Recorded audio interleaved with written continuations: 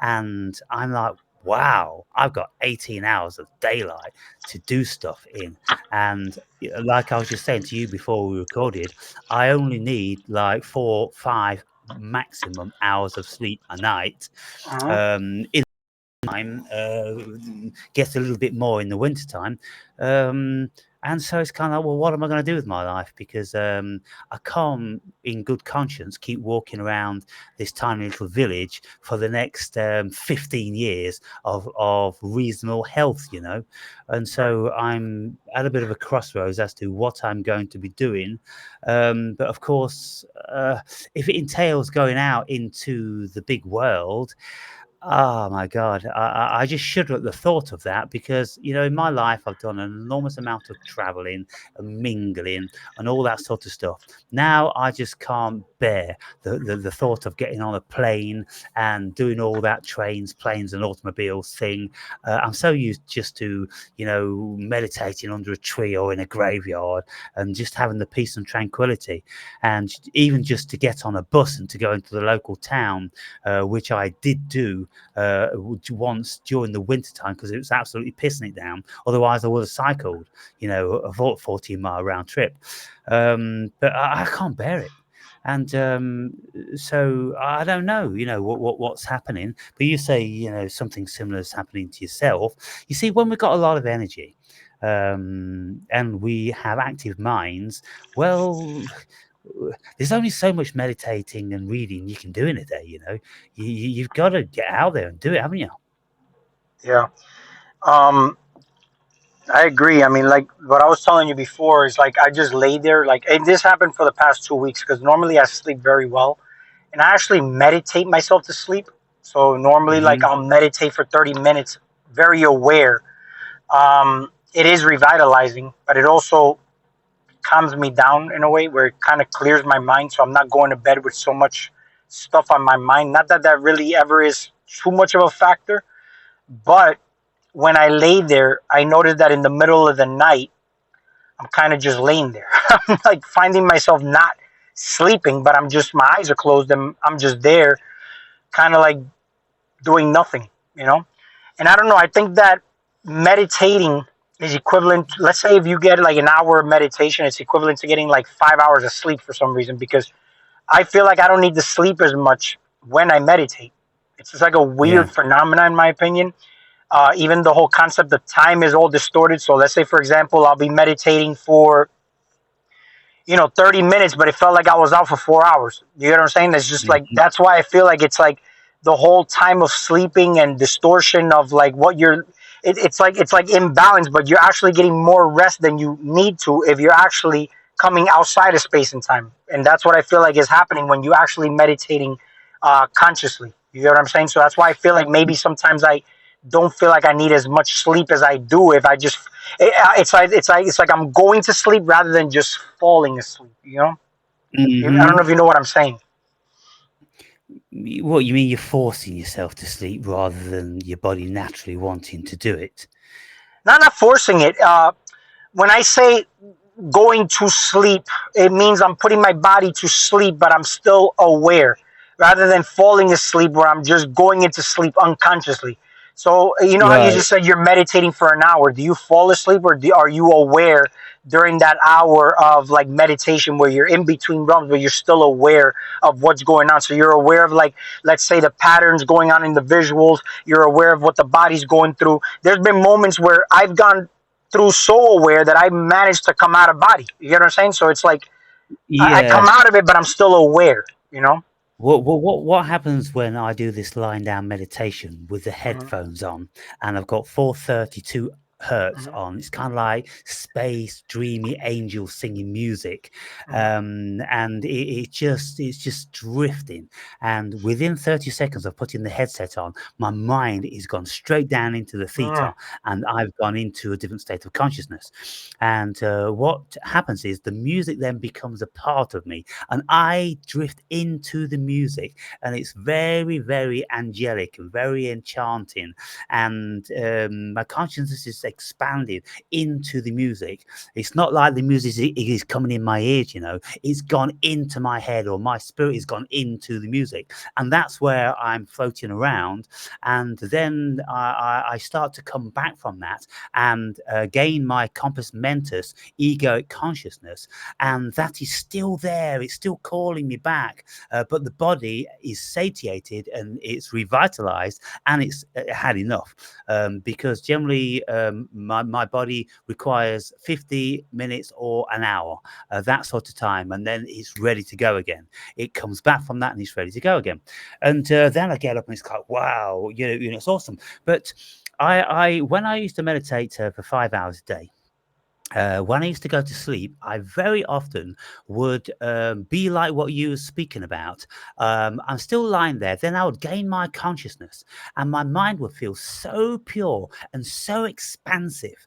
I was in the most beautiful of meditation, and I wasn't asleep.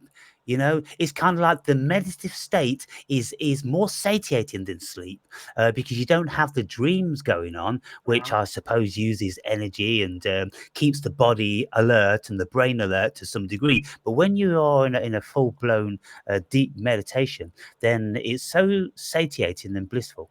And so very often I've had that, and it really is incredible. And it's kind of like, Are you wow, you listening should to stay all the time. binaural beats? Are they binaural beats that you're No, listening to? no, I don't listen to those. Never got So, on with them. so here's the thing with binaural beats. It kind of like I get to the point where like you have two sounds, but your brain kind of makes that third sound. So like one sound goes in one ear, one sound. Yeah, That's why they call it, it it congeals binaural. them into one, doesn't it? So you're listening to it. You go through that nice state that you're talking about. But what I notice about the binaural beats, and I stayed aware during this process, is that the binaural beats, I'm no longer hearing those. I'm actually hearing the third sound that my mind is making, and it no longer even sounds pretty. It kind of sounds weird. It's like I'm just hearing sounds. It's like dot dot dot dot dot dot dot, and it's like I'm hearing that rather than the pretty binaural beats that I'm hearing. And I noticed that when I'm in that state, it's not a bad experience or a good experience. It's just I'm noticing what's happening in that moment. But that's where I'm telling you I lost the perception of time. And like how here your body is connected to this realm as far as time goes. Your heart's connected to this realm. So that's why I say, like, when you're out of time, that's when your heart stops. But this is why I say, like, if I'm in that meditative state and I'm feeling like I went through 4 hours, but it was only 30 minutes. I felt like my body went through what I actually felt was rest time rather than just the 30 minutes that actually passed by. That's why I feel like sometimes that recharge is a lot quicker. It's like a supercharge instead of just a Mm-hmm. recharge that your body goes through, that the human body needs 7 hours of sleep or something. Like, I was able Yeah. to accomplish that in less time. And that's my anecdotal claim, because again, I noticed just how I feel. Like I told you, I've been meditating at a certain point, but then I feel like I'm not sleeping at night. But then that nighttime, when you're not sleeping, I feel like, how they call it the witching hour. There's where people started doing certain rituals. They started using that energy toward like productive things that they could channel. And that's also Mm-hmm. very interesting because I noticed that I was doing that beforehand. I'm not doing that now, and I should be doing that now, but I was doing it at one point, and I remember I was gaining certain things out of that. I was getting something. Have you Yeah. ever tried that out? Like, even like people saying like 3 o'clock, the witching hour. Have you seen any differences between the times or that you do rituals or meditate at nighttime versus like a daytime session that you would do? No, I've never actually got out of bed. If I woke up at that time to meditate, to see what the difference is. So maybe that's something I will try. And the next time I wake up, because very often I just boom, I'm awake like this at, let's say, 2 or 3 o'clock, Yeah. and I always get up, about every hour to urinate, and You said you get up every so hour to urinate? about that, yeah. And then I Every count every hour yeah, every hour and a half maximum, when you're sleeping? because when I'm sleeping, yeah, because I'm always eating and drinking right up until I go to bed, Oh, and okay, okay, okay. I will drink this, at midnight, What is that? and This is just lemon Lemon water. lemon juice. Yeah, Yeah, yeah. So I like I'll lemon drink water. soup or coffee, decaf and whatever, all of that. And I always have. I'm a late eater. I will always eat before I go to bed, and I'll go to bed Yeah, on a full stomach. So therefore, then my digestive system is full of foods that the water's being extracted from. Um, so yeah, I mean, I try to communicate with my viewers, to extract information out of them, and little by little, more and more people are coming forward, and I'm sorry to it's really interrupt. interesting. Hold up. So, what are you trying to extract from your viewers? Background, mostly, and state of consciousness. I want to know who I'm speaking to. What have you Um, gathered from the recent people that you've spoken to, as far as their oh, consciousness?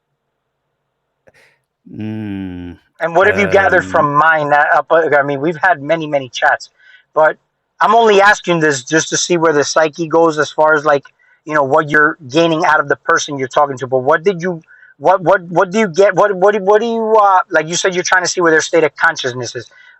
I want to yeah. know what that means. Like, what state of consciousness from the recent viewers and mine did you get out of those conversations? Well, with minds like ours, we're very compos mentis. We're very rational. We're very stable. Hmm. But there's many of my viewers are unstable. They suffer in many myriad of ways, The and people you've spoken to online, right? y- You're talking about, not or just the not viewers you're watching from? I used to do a lot of therapy. Hmm. You may remember in the early Yeah. days, I used to have a lot of people coming to me to do therapy. So I know that those people are still on the channel, and I know from Okay. comments, because I'm very astute at reading between the lines, what somebody's doing, projecting their disposition and illness. Because if I say something, and of course, in my videos, what I'm always saying to them, and I always have to bring a video in from time to time, and I put one up today, explaining why I do this jousting, and I demean certain sectors of society, and I have a go at them, because it's very important for people to be shocked into some sort of realization of what they are, and the way in which Why do this you is make that a done. mission, though? Why do you make that a mission? Because my mission Like to, is to mhm. educate people and wake them up. But for what? um, What are you getting out of that? I'm not getting anything out of it. It's my duty for the blessings that I've had. Is something I'm driven to do by the cosmos. And it may sound very, woo woo to some people, but I have led a very, very blessed life, and I'm still leading a very blessed life now. And I've been guided into a certain arena with certain abilities, and I'm compelled to speak to the world. And so I've been doing this constantly for the past 14 years. And I've realized that this is my job, because But what there's do you so get out many of it, though? people. I'm sorry to cut you off. I just I want trying don't, to see. yeah. Because if you I say a job, like when you do a job, you're trying to get something out of a job. Like Yeah, if I but go I to a just job, told I'm you what I getting get paid out of per it. hour. I told you what I get out of it. What do you Is get out of I'm it? blessed. I'm blessed by the cosmos.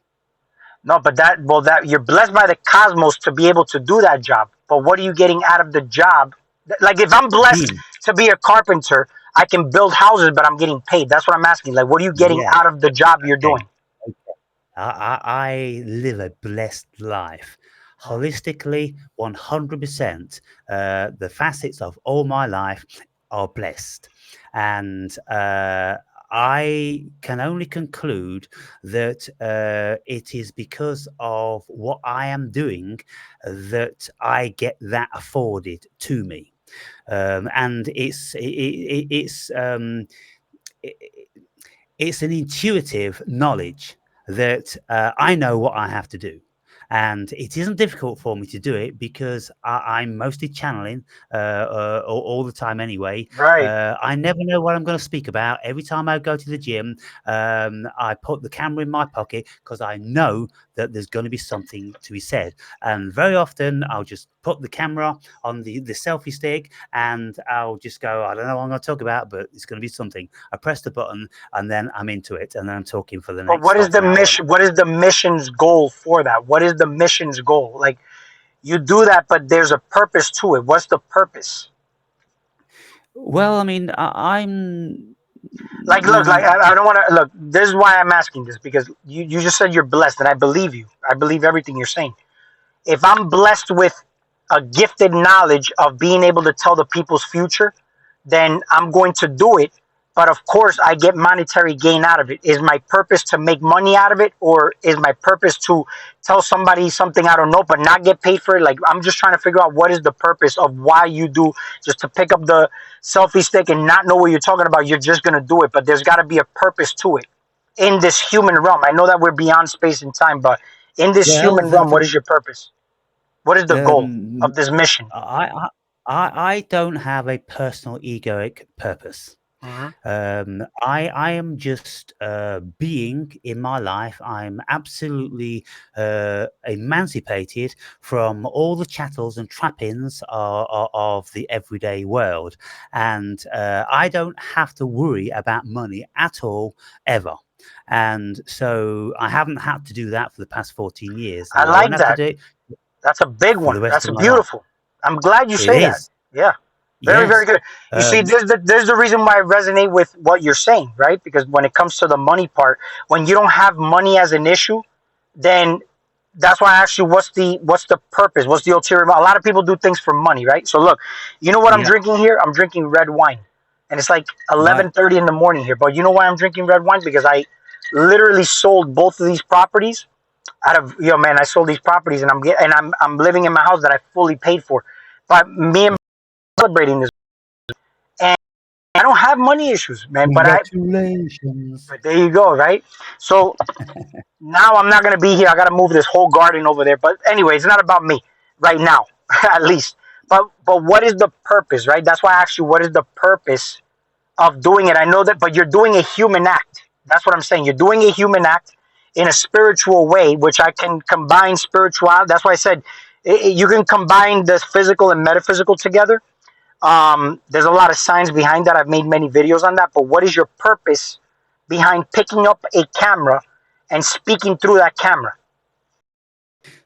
I don't know this because I never know what I'm going to speak about, and I never know what sort of energy to deploy.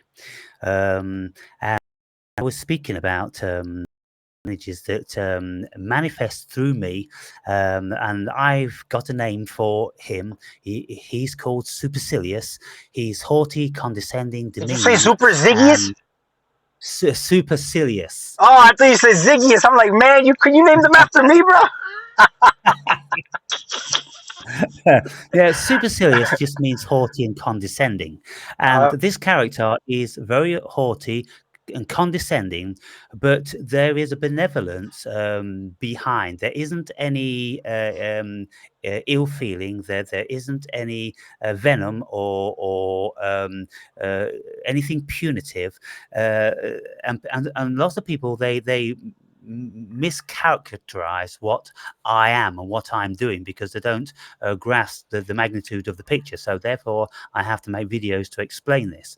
But I have spirits working through me, and I'm making quite a lot of videos about the spirits that work through us and who they are and how they operate and how we can manage them and how they serve us.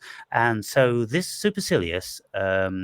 He has a different way of speaking to the viewer, and it's to shake them up and affect them emotionally.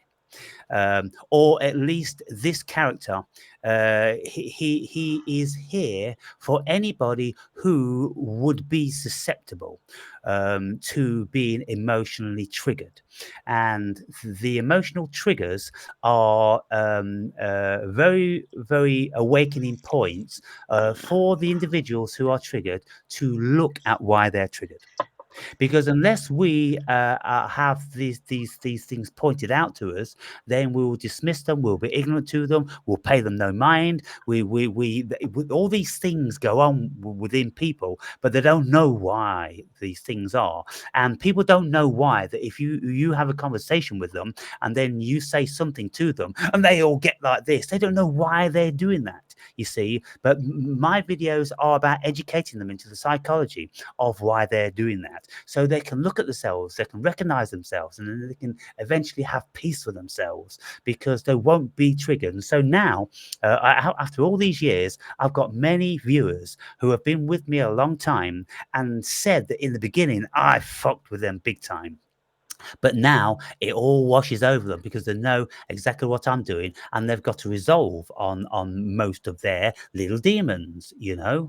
And so this is how spirit works through me, and even I have had to get my head around why this is going on. I've had to look at my psychology, but I realize that it's over and above my psychology. It's spiritual attachments, or it's spiritual forces which are working through. Now, just to get this in perspective, so people don't think that, you know, it's anything just crazy. We all have spirits working through us, and whenever you look at somebody when they're on stage and they're performing this absolutely fantastic, you know, concert, and whatever they're doing, they could be a circus act, or you know, that they could be an orator. Whatever they're doing, there seems to be something vastly over and above the common or garden human being.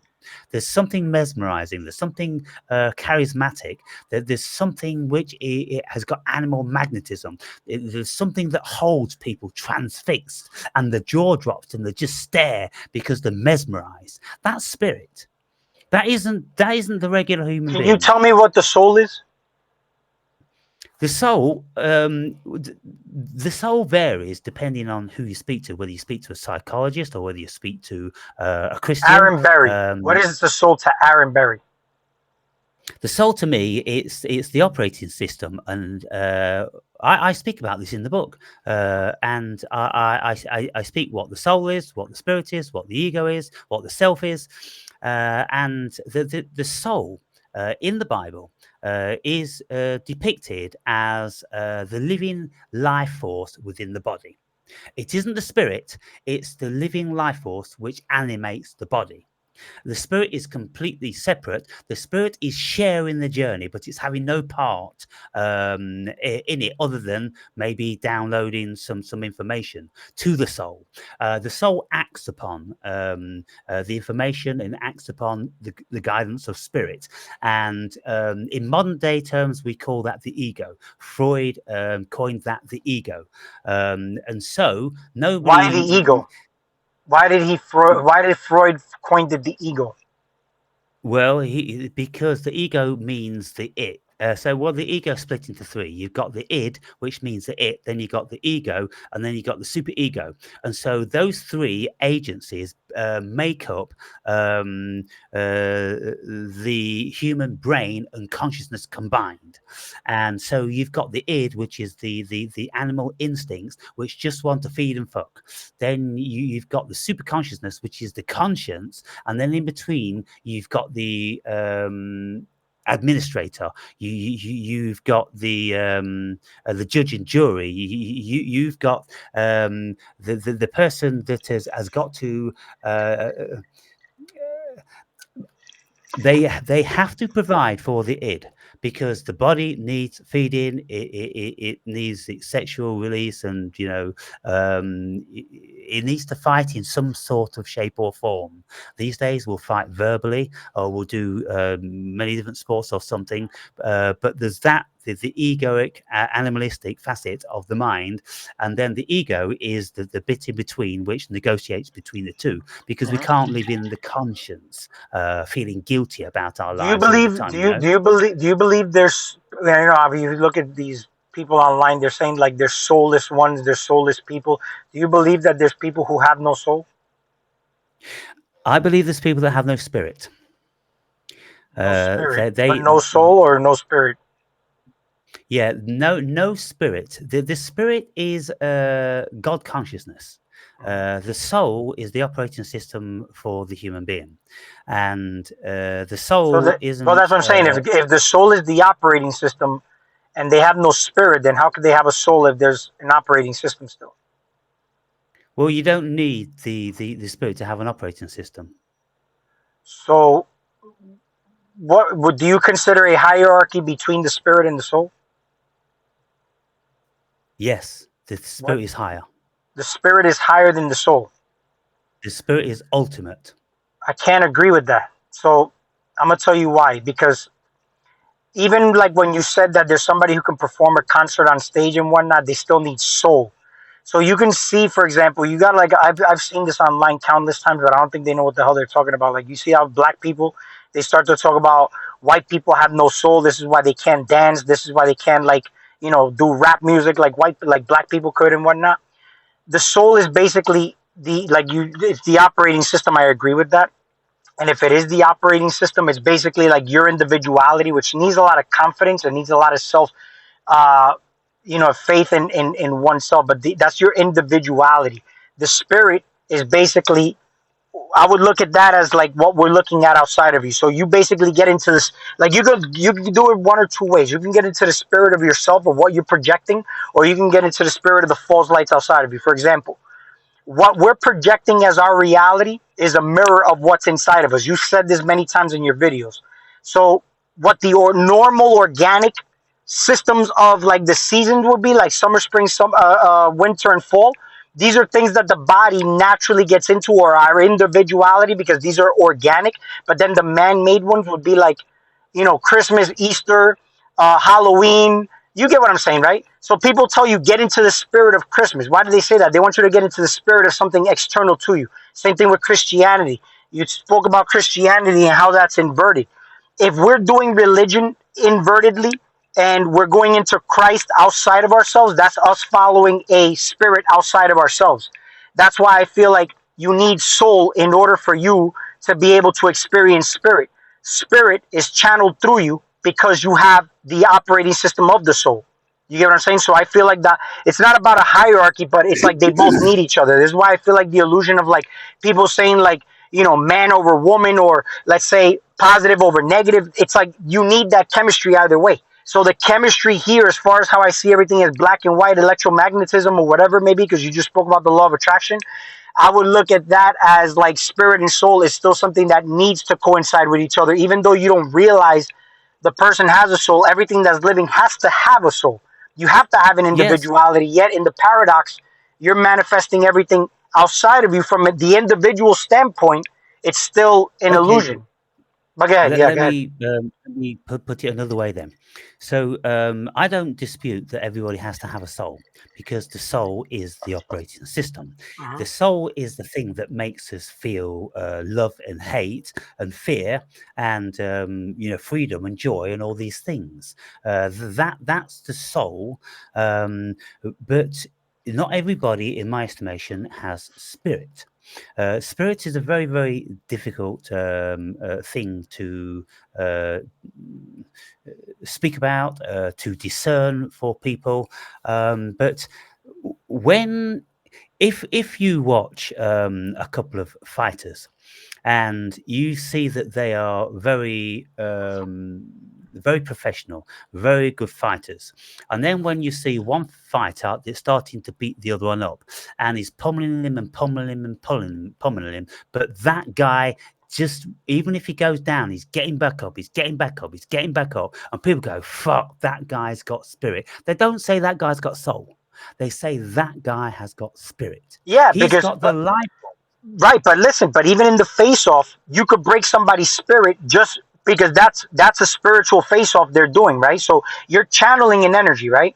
So let's say if I got the eye of the tiger, you got that hungry lion in you, right? That's the animalistic nature, but that soul is needed to be able to channel that spirit. And if you break somebody's spirit, then you're easily able to break them. As you just said, the soul's the ego, like their individuality would be what gets broken down afterwards, but it's first starting from a spiritual face off. So you break that person's spirit, you break that person's physical afterwards. You get what I'm saying? You're easily able to take them over in a fight. So that's why I say, like, when you're facing somebody, you're facing that person's channeling a certain energy. That energy is that spirit that I'm talking about. You're talking to me right now. You're channeling energy. I'm channeling energy back at you. We're basically intermingling here. It's like a sexual chemistry to some extent. But either way you put it, when it's in the because there's a couple ways to do it. It could be harmonious, or it could be in the interest of sport, good sportsmanship.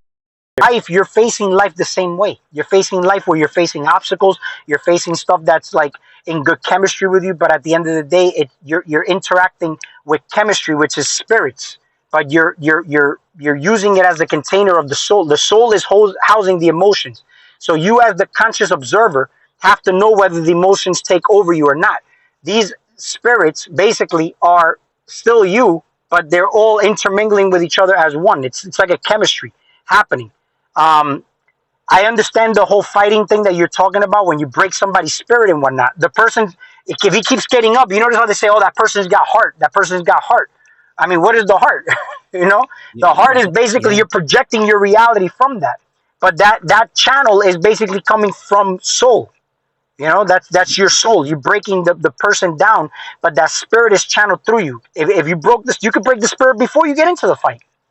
You don't think so? When you're doing the Yeah, face off, you don't think the person could start having doubt only because they felt that other person's energy, that other person's energy or spirit, or the energy that they protruded out of them, even though they were smaller, it was so big that the person started to have second doubts? You don't think that could happen in the face off I I first? I I doubt, the concept of breaking spirit. I don't think spirit can be broken. If you have spirit, then you have spirit. If you don't have spirit, you don't have spirit. I don't believe that. For instance, I know that I have spirit, and if I go into a fight, I could be beaten by many men, and I could be, broken, exhausted, and in pain, and not able to continue. But that wouldn't say that my spirit is broken. My spirit did absolutely everything, that it could with the body, which was able. It was the body that was broken. Well, the The body was body couldn't. broken due to lack of skill against the other person. Let me Lack make of it skill, easier for lack you. of energy, lack of strength. Maybe the other person was just physically stronger, right? But you can have a stronger spirit. But here's the thing, though. Let me make it easier for you. Suppose that you have an idea of yourself and you are a vegan. You're telling me that you didn't channel a spirit of veganism through you when you're having a debate with me if I'm a carnivore? No, I'm not telling you that. Okay, so suppose that if I'm debating you and you're a vegan, there's no spirit of veganism that you're getting into. Suppose that you're debating with me about Christmas, or people say get into the spirit of Christmas or get into the spirit of Christianity. There's people who say I'm an atheist or agnostic, and then you're debating a Christian. You're telling me that there's no spirit of Christianity getting channeled through that person to debate, or even flat earth, round earth. But check this out. It's an idea. It's a human made concept. But either way you put it, if I debate you and I destroy your idea that makes you a vegan, I didn't break your spirit down, and your soul is gonna feel it afterwards, because the soul is the vibrations, the emotions, the water. It's the living waters which houses emotion. That's why the Dr. Emoto experiment would tell the scientist Dr. Emoto, whatever his name was. We talked about the rice experiment. We talk about how water houses memory. How based on energy projection, you can basically change the geometric structure of what makes water or what makes rice or what makes, because it's the container that's holding the emotions. So the soul is going to experience the emotions of the defeat that I gave, that spirit of veganism that you decided to channel at me and I destroyed with my concept of carnivorism. It's just an example, because I'm not a carnivore either. But you're telling me that that's not how it works when it comes down to breaking down spirits? Or if you have a better way of No, explaining it. no, and I don't know why you're assuming that I was telling you that, because I started off a conversation saying that some of us have many spirits, and we have many spirits, and we deploy them for very varied things. Like we can have a sportsman spirit, a very competitive, healthy spirit. And if you want to speak about breaking the spirit of the look, spirits can come and go, right? So let us agree on one thing: spirits come and go. And I've known in my life that spirits have entered and they've left. They stay whenever there is energy for them to feed on. For instance, when I was out as a younger person in the nightclubs doing cocaine and womanizing and all that sort of stuff, I had spirits within me which were enjoying that life. They were living vicariously through me whilst I was doing that. Since I've stopped doing that, those spirits have left. And now there isn't Okay, a okay, spirit that wants to do cocaine, that wants to womanize, and right. all these sort of things. So now, okay, so since we're good, since we're talking about logic and we're in language, of course. I mean, the spirit basically is metaphysical. Am I right or wrong? Metaphysical, So yeah. okay, so you cannot physically break spirit, but you can Yeah. starve spirit, or you can not give spirit what it was designed for it to Yes. accomplish, right? So it would come Yes. and go. So I would say the Yes. breaking part, let's say, just to be clear, would be the going part, right? So you broke that Yeah. spirit, meaning like you took that spirit, came out of that person, so that person no longer had that eye of the tiger when they were broken down physically in the ring or the octagon. Do you Yeah, see what I'm look, saying now? let's have a look at this. Mhm. If you've got a boxer and he's been boxing all of his life, and then he retires, and then he takes up poetry and painting. Well, he's going to have a spirit of poetry and painting enter into his being, and the Okay, so fighter. how does that spirit gain the ability to express itself through you, though? How do they? Yeah, Well, I mean, I can't speak about the extent of how the metaphysical works. All I can say is from my experience that I know when spirits are entering and leaving me, right. But and how do they have the ability to? So you said you have bad and good spirits. How do those spirits have the ability to express themselves through Aaron Berry? how do they? Yes, Yeah, well, I mean, I'm not sure whether anyone could really I could answer that be. for you. That's because you're giving life to that spirit through the soul of what Aaron Berry is. That's what I'm saying. So the spirits come and go, but that's what I say. Life, you're experiencing life right now. You decide whether you want to give life to a negative spirit or a positive spirit, right? So now, for example, we're all experiencing experiences here, and I liked how you even started this That's not video. strictly true, by the way. We don't always decide because if we're not aware of what's going on, Oh yeah, negative spirits unawareness, of can course, negative enter spirits can inhabit somebody who's and not work aware. through it. But that's Yeah. basically not. That's why I talk about masculine and feminine energy. Because when you have your masculinity intact, you're able to know what comes in and out, and what you're expressing, and what you decide to give life to. You get what I'm saying? So if you decide that you're feeling a certain way, you're feeling negative, and you say, "Well, Leah, I'm gonna let this spirit express itself negatively on this video," then you're basically giving in to whatever that negative spirit wants to do at that moment in time. And then that's why I asked you: is there a purpose to that negative spirit being able to express itself in that moment in time in a negative way? Okay. Hmm. Okay. Let me answer that then. Let me see if I can um, Unpack ex- that. ex- express what I'm speaking about. So when I made this video and I'm speaking about supercilious and I explain it in this video that I put up today, I'm saying, look, I allow supercilious to reside within me. He's been within me a long, long time, and he serves me. He serves me in many ways, and we have an agreement whereby he doesn't get too carried away, and I won't have a problem with him, and I won't deny him and expel him, and all this sort of thing.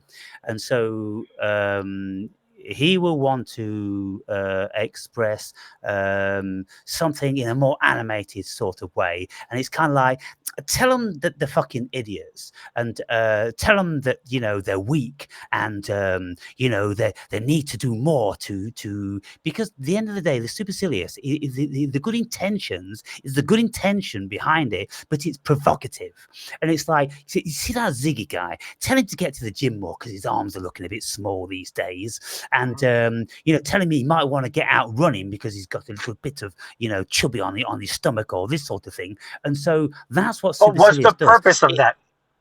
What's the purpose of that? Well, I mean, what would be the purpose of that if you was in receipt of that?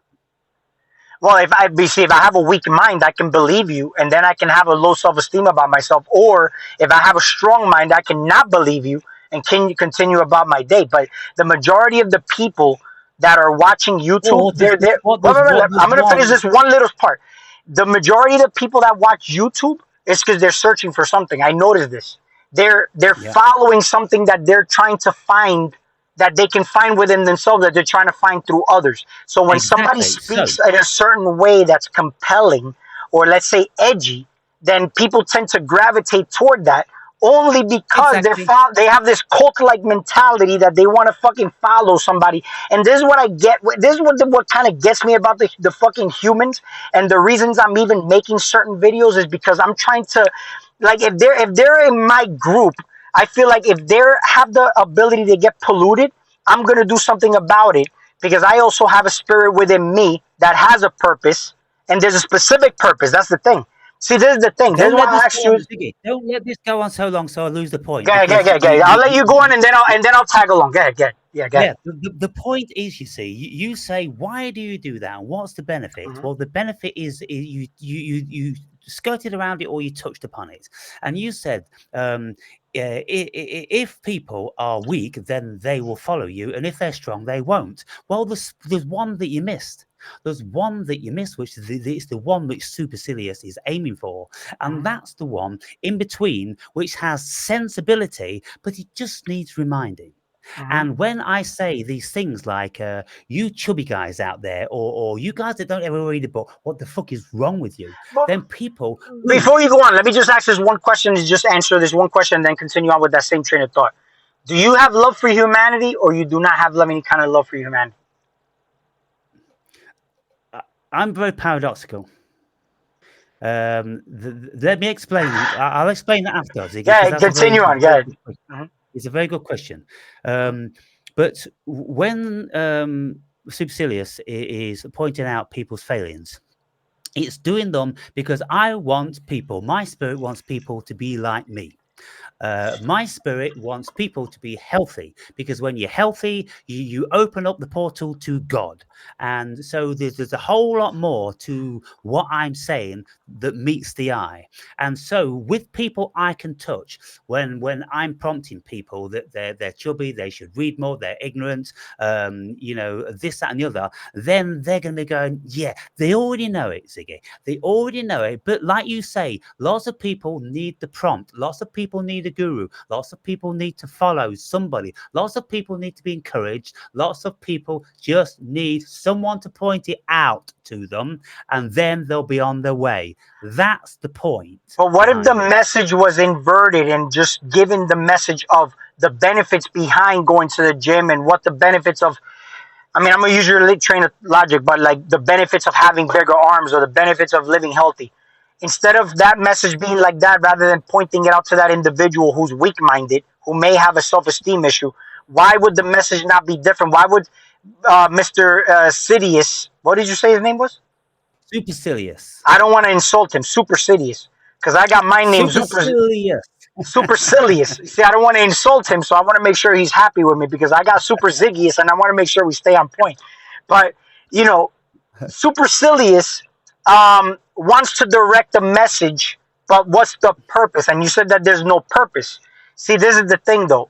I always say this, that everything I do has a purpose. There has to be a purpose. You hear what I'm saying? No. I didn't say there's no purpose. When did I say there's no purpose?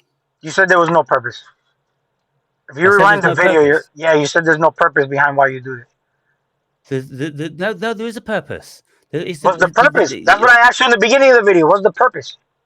well, I've already said what the purpose was. I mean, we'll have to rewind the Well, video, then, but no, no, I no, no, said no. that's the purpose. But okay, no, no, no. I'm going to let you talk. Hold up. But you said okay. So you said what the purpose was. You said was the purpose. But then I said, what if you change the message around and said the benefits of what you're doing rather than pointing Yeah, it out? Is that what yeah. you're saying? Okay, go But ahead. here is the reason why. Mhm. Because I'm a very individuated and different sort of soul and spirit. There's lots of different spirits in here, and we do things differently.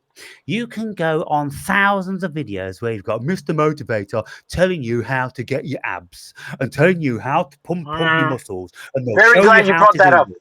Yep, go ahead. Go Yes, ahead. this thing doesn't do that. This Mhm. thing comes in the back door, Ziggy. It comes in a way which is completely unprotected and unexpected, and it has much more power and lasting ability. You see, if somebody watches a motivational video about the fucking dumbbells and they buy some dumbbells, bomb, bomb, bomb, bomb, bomb, within a few days they're bored of that and they've forgotten. The energy is no longer there. But if you touch someone deep in their conscience, in their super ego, that's going to keep telling them every single day. All I need to do is plant the seed. This is a much cleverer way of doing it, Ziggy. Yeah. I plant the seed in their subconscious, in their superconscious, their conscience, you see, and that conscience drip feeds them every fucking day. And all they do then is think about the awakened brave. Oh, then they'll remember that because that hurt them. It hurt them. It touched them in an emotional way. And it wasn't vindictive. It wasn't punitive.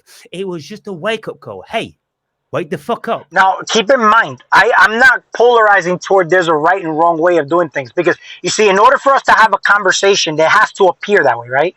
So now here's the thing, though. Suppose it a vegan, because you're not vegan. I know you eat meat. I eat meat and whatnot, but they'll give you like a whole gospel behind, uh, why eating meat is bad and how you're contributing to it, right? But Yep. you're saying, well, I'm not killing the animal. I'm just buying you're not living it in a religious type of way. So I get where you're coming from. That's actually cool that you pointed that out as far as motivation and whatnot. And, motivation to me is fucking, those people are more toxic than anything else because at the end of the day, you can give them all that motivation and, they're going to give you the energy of the attention only because they're motivated, but then they come out and they have no discipline. So the Yeah. discipline's going to come down to sometimes being pointed out those It's triggers. only got any value as long as they are watching it. And Right, then they'll right. go away. Maybe it'll last a day or two, but then it's fucking gone. All this Tony Robbins stuff is bullshit. It's complete fucking bullshit. I 100% come at agree. it from a psychological 100% perspective. agree. Mm-hmm. 100% agree. So can you see the logic behind what we do? And I speak about we as a group of entities. You see, lots of people they don't grasp what I'm doing because their ego is affected. But that's what supercilious wants to do. It wants to affect their ego. Now then, there are a certain sector which won't recover from their ego being affected. They will completely close down and they won't want to hear anything else about it, and they will go. We want that to happen. We want the ones to go. We want the ones to leave Awake and Brave boot camp that ain't gonna fucking make the fucking course. Well, let me ask you this: So, do you have love for humanity? Yes or no? okay, no, you can't say yes or no. Let me tell you how I All work. right, go ahead, go ahead. I work like this. Here's the thing: when people ask Jordan Peterson, "Do you believe in God?" He says, well, it depends what you mean by God or believe, and he'll go into a But these whole are, but right. these are debate tactics. Because here's the thing, though: But if you're gonna let ask me answer the somebody what question. God Let, is, people let are me gonna answer the say, well, you can question. go into the realm of the metaphysical, what it means to a physical person, what it means. There's so many Of different course you ways. That's why can. Of semantics course are you can. important in a debate. Ziggy, you can't just ask one question and say yes or no, because for a thinking person, for a philosopher, it doesn't work like that. All right, so And so what? before you get into that, I want to hold that thought because I know you got a good memory. What is the definition of love, and what do you think I'm asking? Well, in my book again. Bad time you bought my book, by the way. Yeah, yeah, yeah. I'm gonna. You know what it is? I You haven't got see, a chance. all these questions you ask, 80% of them will be answered when you read that book. No, Um, no, no, no, no. but I mean, it's not that I don't know the answer. I want to know what. I mean, I'll get the book to get your psychology. no, I get it, but what my answer is, you're yeah, asking me the answers, so obviously mhm. you don't know what I'm going to say at this moment Right, in right, right. time. But most of these things will be covered in the greatest of depth in the book. You asked me, I do I promise I'll love get the book. humanity? My man's word. I'll get the So book. I yeah, promise I'll get the book. well, by the way, the hardcover is $25, and I'm gonna the get the most Kindle expensive one. Kindle. I'm gonna get the most expensive one, bro. You got to because it's paper. You got to have the fucking real thing. Matter of You fact, got to have the hard copy. I'm gonna get a few copies, okay, and I'll give them You, away you, in my you channel. won't regret it, Vicky. You won't regret it. I won't. Because we love talking to each other, and so Absolutely. you'll love that because you get a greater understanding of where I'm coming from. Now, when Jordan Peterson says depends what you mean by God, and he'll go into all these metaphysics and everything. Well, what I'm going to say to you now is, Wait, and wait, one wait. of the things. Before you answer Well, me, hang I don't want to on, know. I stop want it. to know you. Stop it. You. What is love to you? Forget Jordan P. I I'm fucking telling can't you. stand I'm that gonna dude. tell you. I'm gonna tell you. Go ahead. But what he says I act as if I do, right? And so what I do is, and I'm speaking about it in my recent videos, and I'm always giving people illustrations of what a jolly nice chap, an amiable, kind, loving, open-hearted person. And if I you can hear ask you. anybody, I can hear you. I'm just gonna get some okay, more wine. Let's go ahead. if Keep you talking. ask anybody, well, you couldn't, of course, around here, what's your opinion of Aaron? They're all going to say you're very helpful, very kind, very amiable chap. And nobody's ever had a bad experience with me. And when I'm walking down the road like I was yesterday, and there was a middle-aged woman, she's cycling by in the opposite direction, and she drops her phone on the road, and then it goes under a car. So I goes over the road, and I gets down, and I gets the phone from under the car, and I gives it to her, and I just checked it. I said, I hope it's not broken. It was in a case, and she said, oh, thank you very much, and all this sort of thing. I do those sort of things all through every day. And so I look at I'm listening. myself I'm and I listening go, to you. well, look, yeah. Everywhere I go, I have good encounters, and I say in this video explaining why I deploy supercilious and why people shouldn't take that character too seriously as being a direct reflection of the core of my essence, because it isn't. It's just a tactic that I deploy, and so. Whenever I'm engaging with individuals, I have the greatest of compassion. Cheers. Dare I say, love. And even with this little old lady, she's 88 years old, and I used to run over the road and buy fags and beer, milk and stuff. And she'd always used to be knocking on my door, and then she'd invite me for a cup of tea, and I'd go in, and she'd always give me birthday cake and this, that, and the other. And so one day she got took off in an ambulance, and I had tears in my eyes because I felt that I would never see her again. And so that's compassion, that's love. But there's a part of me that doesn't respond very well to the concept of love, and Hold on. Pharaoh's over there. Go get uh, Pharaoh. Give me the ice. Go get Pharaoh and bring him inside. Go ahead, Aaron. I'm sorry. yeah, because couldn't really define what love is, and in my book, I have a whole chapter on trying to define love. It's a very, very slippy character, if you ask me. And then I speak about the love that I was shown by Jehovah compared to the love that I was shown by Jesus. Very, very different loves. There's different as chalk and So cheese. you There is can't different give as me a love. concrete definition of love in your own words? No, no, you can't. Because look, can you tell me exactly how you love your cats, as opposed to how exactly you love your missus and exactly how you love your child? Can you tell me what the difference is?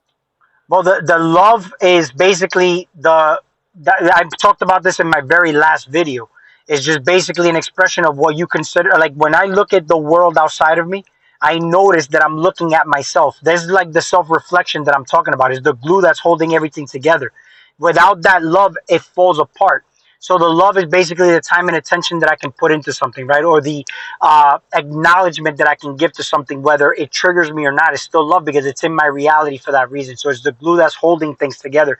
I wouldn't even consider it an emotion. It's considered a chemistry between the two polar opposites of what I'm talking about. You get what I'm saying? Right now, um, I mean, just the love of talking to you. I'm able to talk to you for hours And even though we don't see eye to eye on certain things, we can still have a conversation. It's still coming out of love. So when you look at people, like I want to talk about.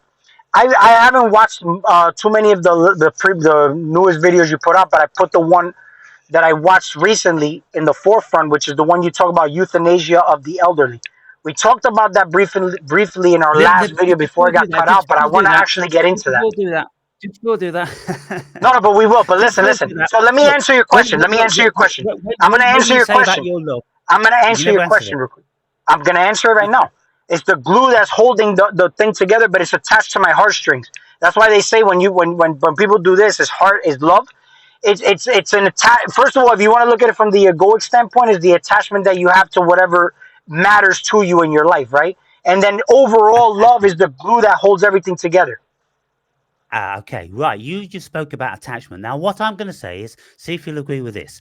When But you it's look at still a your cat, detachment too.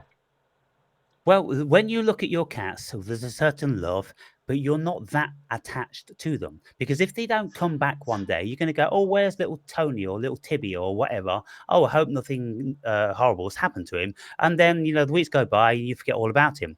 If your missus leaves you, not the end of the world. There's plenty more fish in the sea, although it's the mother of your child. If your child should something happen, that will be the worst thing, because that's what you are the most attached to. That's what we are as human beings. We have heartstrings attached because it's an evolutionary thing. We can do without our wives and our partners, but the attachment of a child, something special happens, and it's an evolutionary bonding thing that we're going to die for that child. And so, if you ask me what love is, I'm going to tell you that love isn't anything fucking fluffy, what we think it is. Love is what we fucking pay when that thing is taken away from us, the pain that we suffer when each individual thing is taken away from us. So you can't put fluffy shit against love, put pain against it.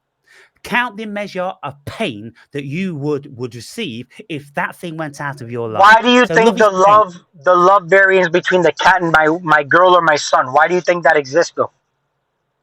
Why do you think that because is a thing? it's a survival thing. Mhm. It's absolutely a survival thing. Look, Ziggy, the day you became a father, you fucking changed, and you knew it and you felt it in every cell in your body. You fucking changed, and all of a sudden you're responsible. You're a parent. You're a protector, and you're going to protect this fucking house, and you're going to put tools around the house just in case anything happens. Because now it's not just about you; it's about something vastly over and above you, and that's the thing that we project, and uh,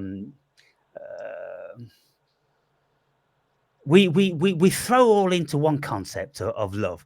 And so love is indefinable. Love isn't anything what people think. They will deny that it's their attachment and it's the appeasement of their own insecurities and all these sort of things. You see, at the end of the day, the human being is a very, very selfish creature, because it's all about genetics through millions of years for survival. Now, we will do everything in our power to protect ourselves, but when we've got that little one, which is also ourselves, it's an appendage of ourselves, but because we're stronger, we're more intelligent and all the rest of it, then we're going to do absolutely everything and more that we can do to protect that child. But you wouldn't go to these lengths to protect your mother or your brother or your sister. You'd be kind of like, well, they should be protecting themselves. They But should the have so husbands to protect yeah, themselves. but you do. Tell me if you agree with me. But the selfishness comes in not from the life part, but more from the death part. So, for example, if my cat dies or my son dies, right? How long do you mourn for, and why does the attachment last longer towards your son over the cat or your wife? Why is that? Because there are these metaphysical heartstrings attached, and they don't fade anything like as quickly when they are stronger. Mhm. They're nothing like as strong with a cat or a dog, but you will pine forever with a But either child. way you put it, even if you mourn for like let's say if you mourn for 3 days over your cat, but you mourn like a year over your son, it's still about you though. You see, the whole thing is that it's still. You talked about how your external world is an illusion, right? You can't help but to feel these emotions, but the whole thing is that either way you put it is still coming down to being all about you. That's why it's so selfish. So, for It's all example, about even if you. you mourn. Yeah, even if you mourn for a year over your son or 3 days over the cat, it's still all about you because you're instead of appreciating the moments that were there, and of course circumstances are very important. Like let's say the circumstances where you suffered a long time, your child may have been sick or they just died in a tragic accident where it just happened overnight. There's different levels of it, and you have to be compassionate about that over the animal creature, right? Um, Overall, it still comes down to you once you mourn because you want that person back. It's still all about you. So when you said it's a selfish creature, I agree with that. Yeah. But the levels that I ask you, yeah, it has to do with the fact that you created your child directly, even though my animals, even you, I'm creating you right now because everybody that I'm interacting with, whether I have positive or negative interactions with, I create people in my I designed even the have with those people. But a direct creation of myself would have been the child that I co-created with my wife, that I created to have that idea that we would call my It's got son. your energy. It's got a part of your spirit in that, Right, and and, right. and so that's the Metaphysically, there's something connection. going on over the what we can see in the physical. Yeah, yeah. Yeah, yeah, So you mentioned the euthanasia thing. So do you want to broach that one? absolutely. Because that video, not that it triggered me, but I'm thinking, I'm like, there's a lot of contradictions, right? Now, I talk about, before we get into that, let me ask you this question. Do you feel like you as an individual here on this planet, should you do things with a purpose or things that you do don't necessarily have to have a purpose?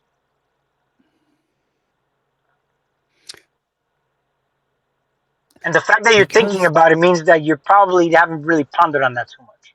well, no, it's because of the paradoxical nature of the cosmos. I Because understand there's I look, paradoxicals, but here you're here as a man. My question is, should you do things with purpose, or do you think man should do things and doesn't necessarily have to have a purpose? well, I think we mostly should have a purpose and need a purpose because the purpose is the very portal of the projection of our energy into our creation of something. Without Right. purpose, we're not going to be So there's creating. got to be a Uh, purpose. Exactly. there's got to be a That's very purpose. important. There's got to be a definiteness of purpose for a man to accomplish If something. If not, he's just running only, chaotically. He really doesn't know what he wants. there And a only man has is to be a supposed to know purpose. what he wants. Well, you only have to have a purpose or need a purpose if you are going to be creating. But if you are not going to be creating, Aren't like we for creating instance, all the like me, time? well, look, I mean, for me, at my time of life now, moving in very, very small circles, invariably speaking to nobody more than a few words each day. I don't need to have a purpose about going about my life. My body will just do what the body wants to do. It wants to do some exercise. It wants to go in the sun. Maybe it wants to play some music. So the body will be satiating itself. But that's And you so catering to the animal on things that are not going to hurt you or others. But like, suppose that the animal that you're mentioning wants to do things that are not benevolent for everybody else on the planet. You're going to just let it happen? well, no, but I'm not saying that. But just because I say that we don't need Give me a second, purpose, it Aaron. doesn't have Yeah, to. just go to my girl. She'll give it. Say it real quick. Yeah, no, yeah, I'm on a call, but yeah, It make you feel good. 20,000. Yeah, that's pretty fucking great, man. It's always good to have money in the pocket, right? So I just make 20 grand on a sale right now on like the smaller place, but it's all good, bro. That's why I Yeah, said I'm yeah, yeah, celebrating, bro. And we got forty yeah, thousand on the other one, so and then we bought the home already. That's why I said I got a reason to celebrate today, bro. I'm happy. I'm yeah, good. yeah. And Yeah. when you are working towards a purpose, you've got a collective purpose, you've got a reason because you've got a family and you're doing everything for that purpose, then that's a very nice objective, and that keeps you going, it keeps you vitalizing, it keeps you living, it keeps you enthusiastic. It stops you get anything like as disgruntled about the obstacles in the way because your purpose is vastly more important. And Right. so for lots of people it's a beautiful thing. I don't have those purposes anymore, Ziggy. I don't have to get out of bed for anything on any given day. And so my life has changed. And so therefore I can look at things from a different But let perspective. me ask you a question, But Aaron. Do you have traumas that you acknowledge in your life that you may have gone through in traumas, your? Yeah. absolutely, absolutely. Right.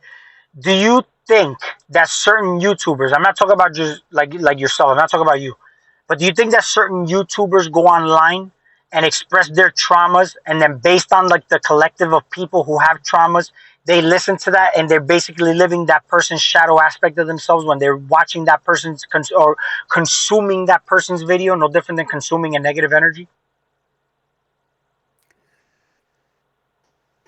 When you say they're consuming their shadow, what would are you absolutely clear on what you mean? Are you talking about the Jungian shadow? Yeah, The I shadow am talking being about the all the Jungian things shadow. that we hide, that we don't like about Absolutely, ourselves.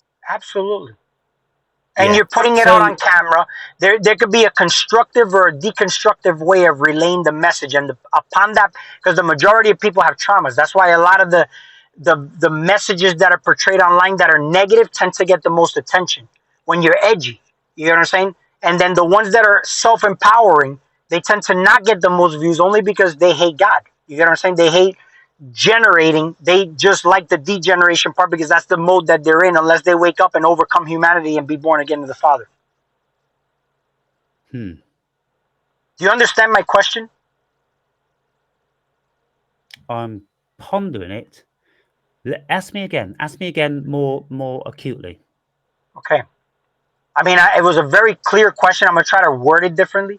But people usually project on camera. And then there's the majority of people that like that. They like that because that's the state of being that they're in. So it becomes attractive because it's negative. Negative energy is attractive. Brother, very nice meeting you, bro. Nice Thank you meeting so you too, much. man. Good pleasure doing business with you too, all right? Yeah, Hmm. man. Thank you, man. And I'm gonna go by there in the morning, and I'll talk to you lady, and we said we'll do the title stuff after we meet the man. Absolutely. Make sure you get the application in the office too, all right? Yeah, I'm going in the morning. Appreciate you, brother. Okay, so there are lots of people out there, and there's this teal swan. Do you know teal swan? Yeah. Yes. Yeah. Okay. American chick, and She's a she very she smart reckons. lady. She's a very smart lady, but there's a lot of holes in her game too. Listen, I find holes in a lot of people's games. I'm talking about even Sadhguru.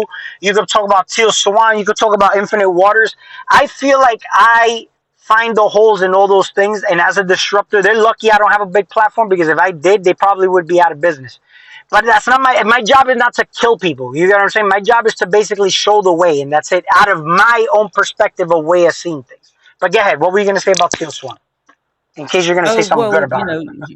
she claims herself to be the victim, and then she thrives on that because she attracts victims, she attracts Cult sympathy. like mentality. Am I right or wrong? Yeah, It's I like mean, a and then people go into like a cult and not knowing that they're going into a cult based on somebody's fucking projecting of themselves, and they think that's their savior. yeah, I mean, but I think that happens across the board with everything, Ziggy, because if people tune in to many other channels, if they tune into yours or they tune into mine, they're tuning into something that they have a reflection of themselves. It's something in us that they recognize in themselves, maybe unconsciously, but they most certainly recognize something. You see, most things are unconscious and subliminal. And so when I'm speaking about certain facets and how I see the world, people are feeling that Mhm. deep down, like some sort of distant dream in their unconscious, and they don't know why they're attracted to my channel. Many people have told me that they don't know why they're attracted to my channel. They just like to listen to me speak, and albeit they don't understand a lot of it, there's something keeps them there. What keeps them there? It's the unconscious keeps them there, because the unconscious knows, listen to this guy because he will be telling you how to resolve your issues. It's spirit that's telling them to listen to this guy because this guy's going to be taking you a few steps higher where you want to be. And so everything that we're doing on this planet, the vast majority of it is all unconscious. And what we are doing as individuals, we are projecting onto the world everything that we've ever experienced and learned in some sort of shape or form. And so you'll have opinions about this, and I'll have opinions about that. Yeah. And it just so happens that your opinions fit with mine, and we're similar sort of rough, go-ready guys, and we like nature, and we're self-assertive, and we're not too stupid, and all these sort of things. So we enjoy the mirror reflection. But it's not just like we're sycophantical. We're not just like narcissistic and want to stare at ourselves all the day. Right, right, We right, right, right. learn from the varying facets because we are not each other, Right. per se. So when you say, do you think that people are, projecting their pain and things like that? Of course, I'm projecting my pain. I know exactly what I'm doing, and I speak about openly. I say, look, when I was 4 years old, my mother committed suicide. She left me, my Right. elder brother, who was 6. I was I 4. remember you were telling me that too. Yeah, all those things, and I say, I have to tell you that I have a problem with that to this day, but don't feel that you can just go, oh, Aaron's got a problem, because you have to. And your problems are going to be different. Everybody's got their problems. Now, if you had the perfect But there's a life, lot of the value in perfect that, though. parent, There's a lot of there's a value lot of in that. value in that. There's a lot Absolutely. of value in that. But you see, I realize it. I've assimilated it. I've opened up my heart to it, and I say, well, it's the best thing that ever happened to me. In one respect, because it's made me the man I am. Because I'm very happy with being who I am. But it's not without its perils, because what it's done is prevented people from being really able to love me. Because I've never received their love 100%. Because I've always known that there's going to come a day when that love is going to be taken away. And then I'm going to feel the pain again. But for people who have never had the pain, they're open. They think love is beautiful, and they're blind until they get their heart broken. And then they're going to think twice, 3 times, 4 times before they get into the next relationship. And every time this happens, then we become more and more retreated into our shells, don't we? But you see, I open all this stuff out, and people see how open I am, how vulnerable I am, and they can learn from that, and they appreciate that. There's That's no right. bullshit, there's no nonsense, and therefore then I know that everybody suffers, everybody's got pain, and so by revealing my own, I ease theirs. Right. Just a little bit, or help them to suffer a little bit less. But you see, I'm a complex creature, and I am the Libra. I'm the scale. But And here's the thing that I have more of a problem with. Not a problem. I wouldn't even. I see. I gotta try to find the right words with this language. Not a problem, but more or less like it's like a lot of the stuff you may say on camera may be contradictory to me. You get what I'm saying? yes, Contrary to like the stuff that we've spoken about. And I know you talk about paradoxes and whatnot. But in my opinion, when you're aligned with God, you don't need to ever be contradictory. You're always, even though there's a paradox, you're going to have a direct message. You get what I'm saying? When you talked about the euthanasia of the elderly, which we can get into as soon as you're done with your part, that's the part I'm having a problem with, because I don't feel I think the contradictions come from negative, or it comes from the feminine energy. That's why I feel like it has to be a definiteness of purpose, but it also has to be a direct message that has a meaning where people can see both sides of chemistry, not a polarized idea that we could just euthanize people when they're at a certain age, because there's a lot of things to look at behind closed doors of what we can see here as the humans. When it comes down to that topic, I think it's a very sensitive topic. That's like me telling you, hey, Aaron, you come on camera and you telling me you're depressed, and I just go tell you, well, then go kill yourself.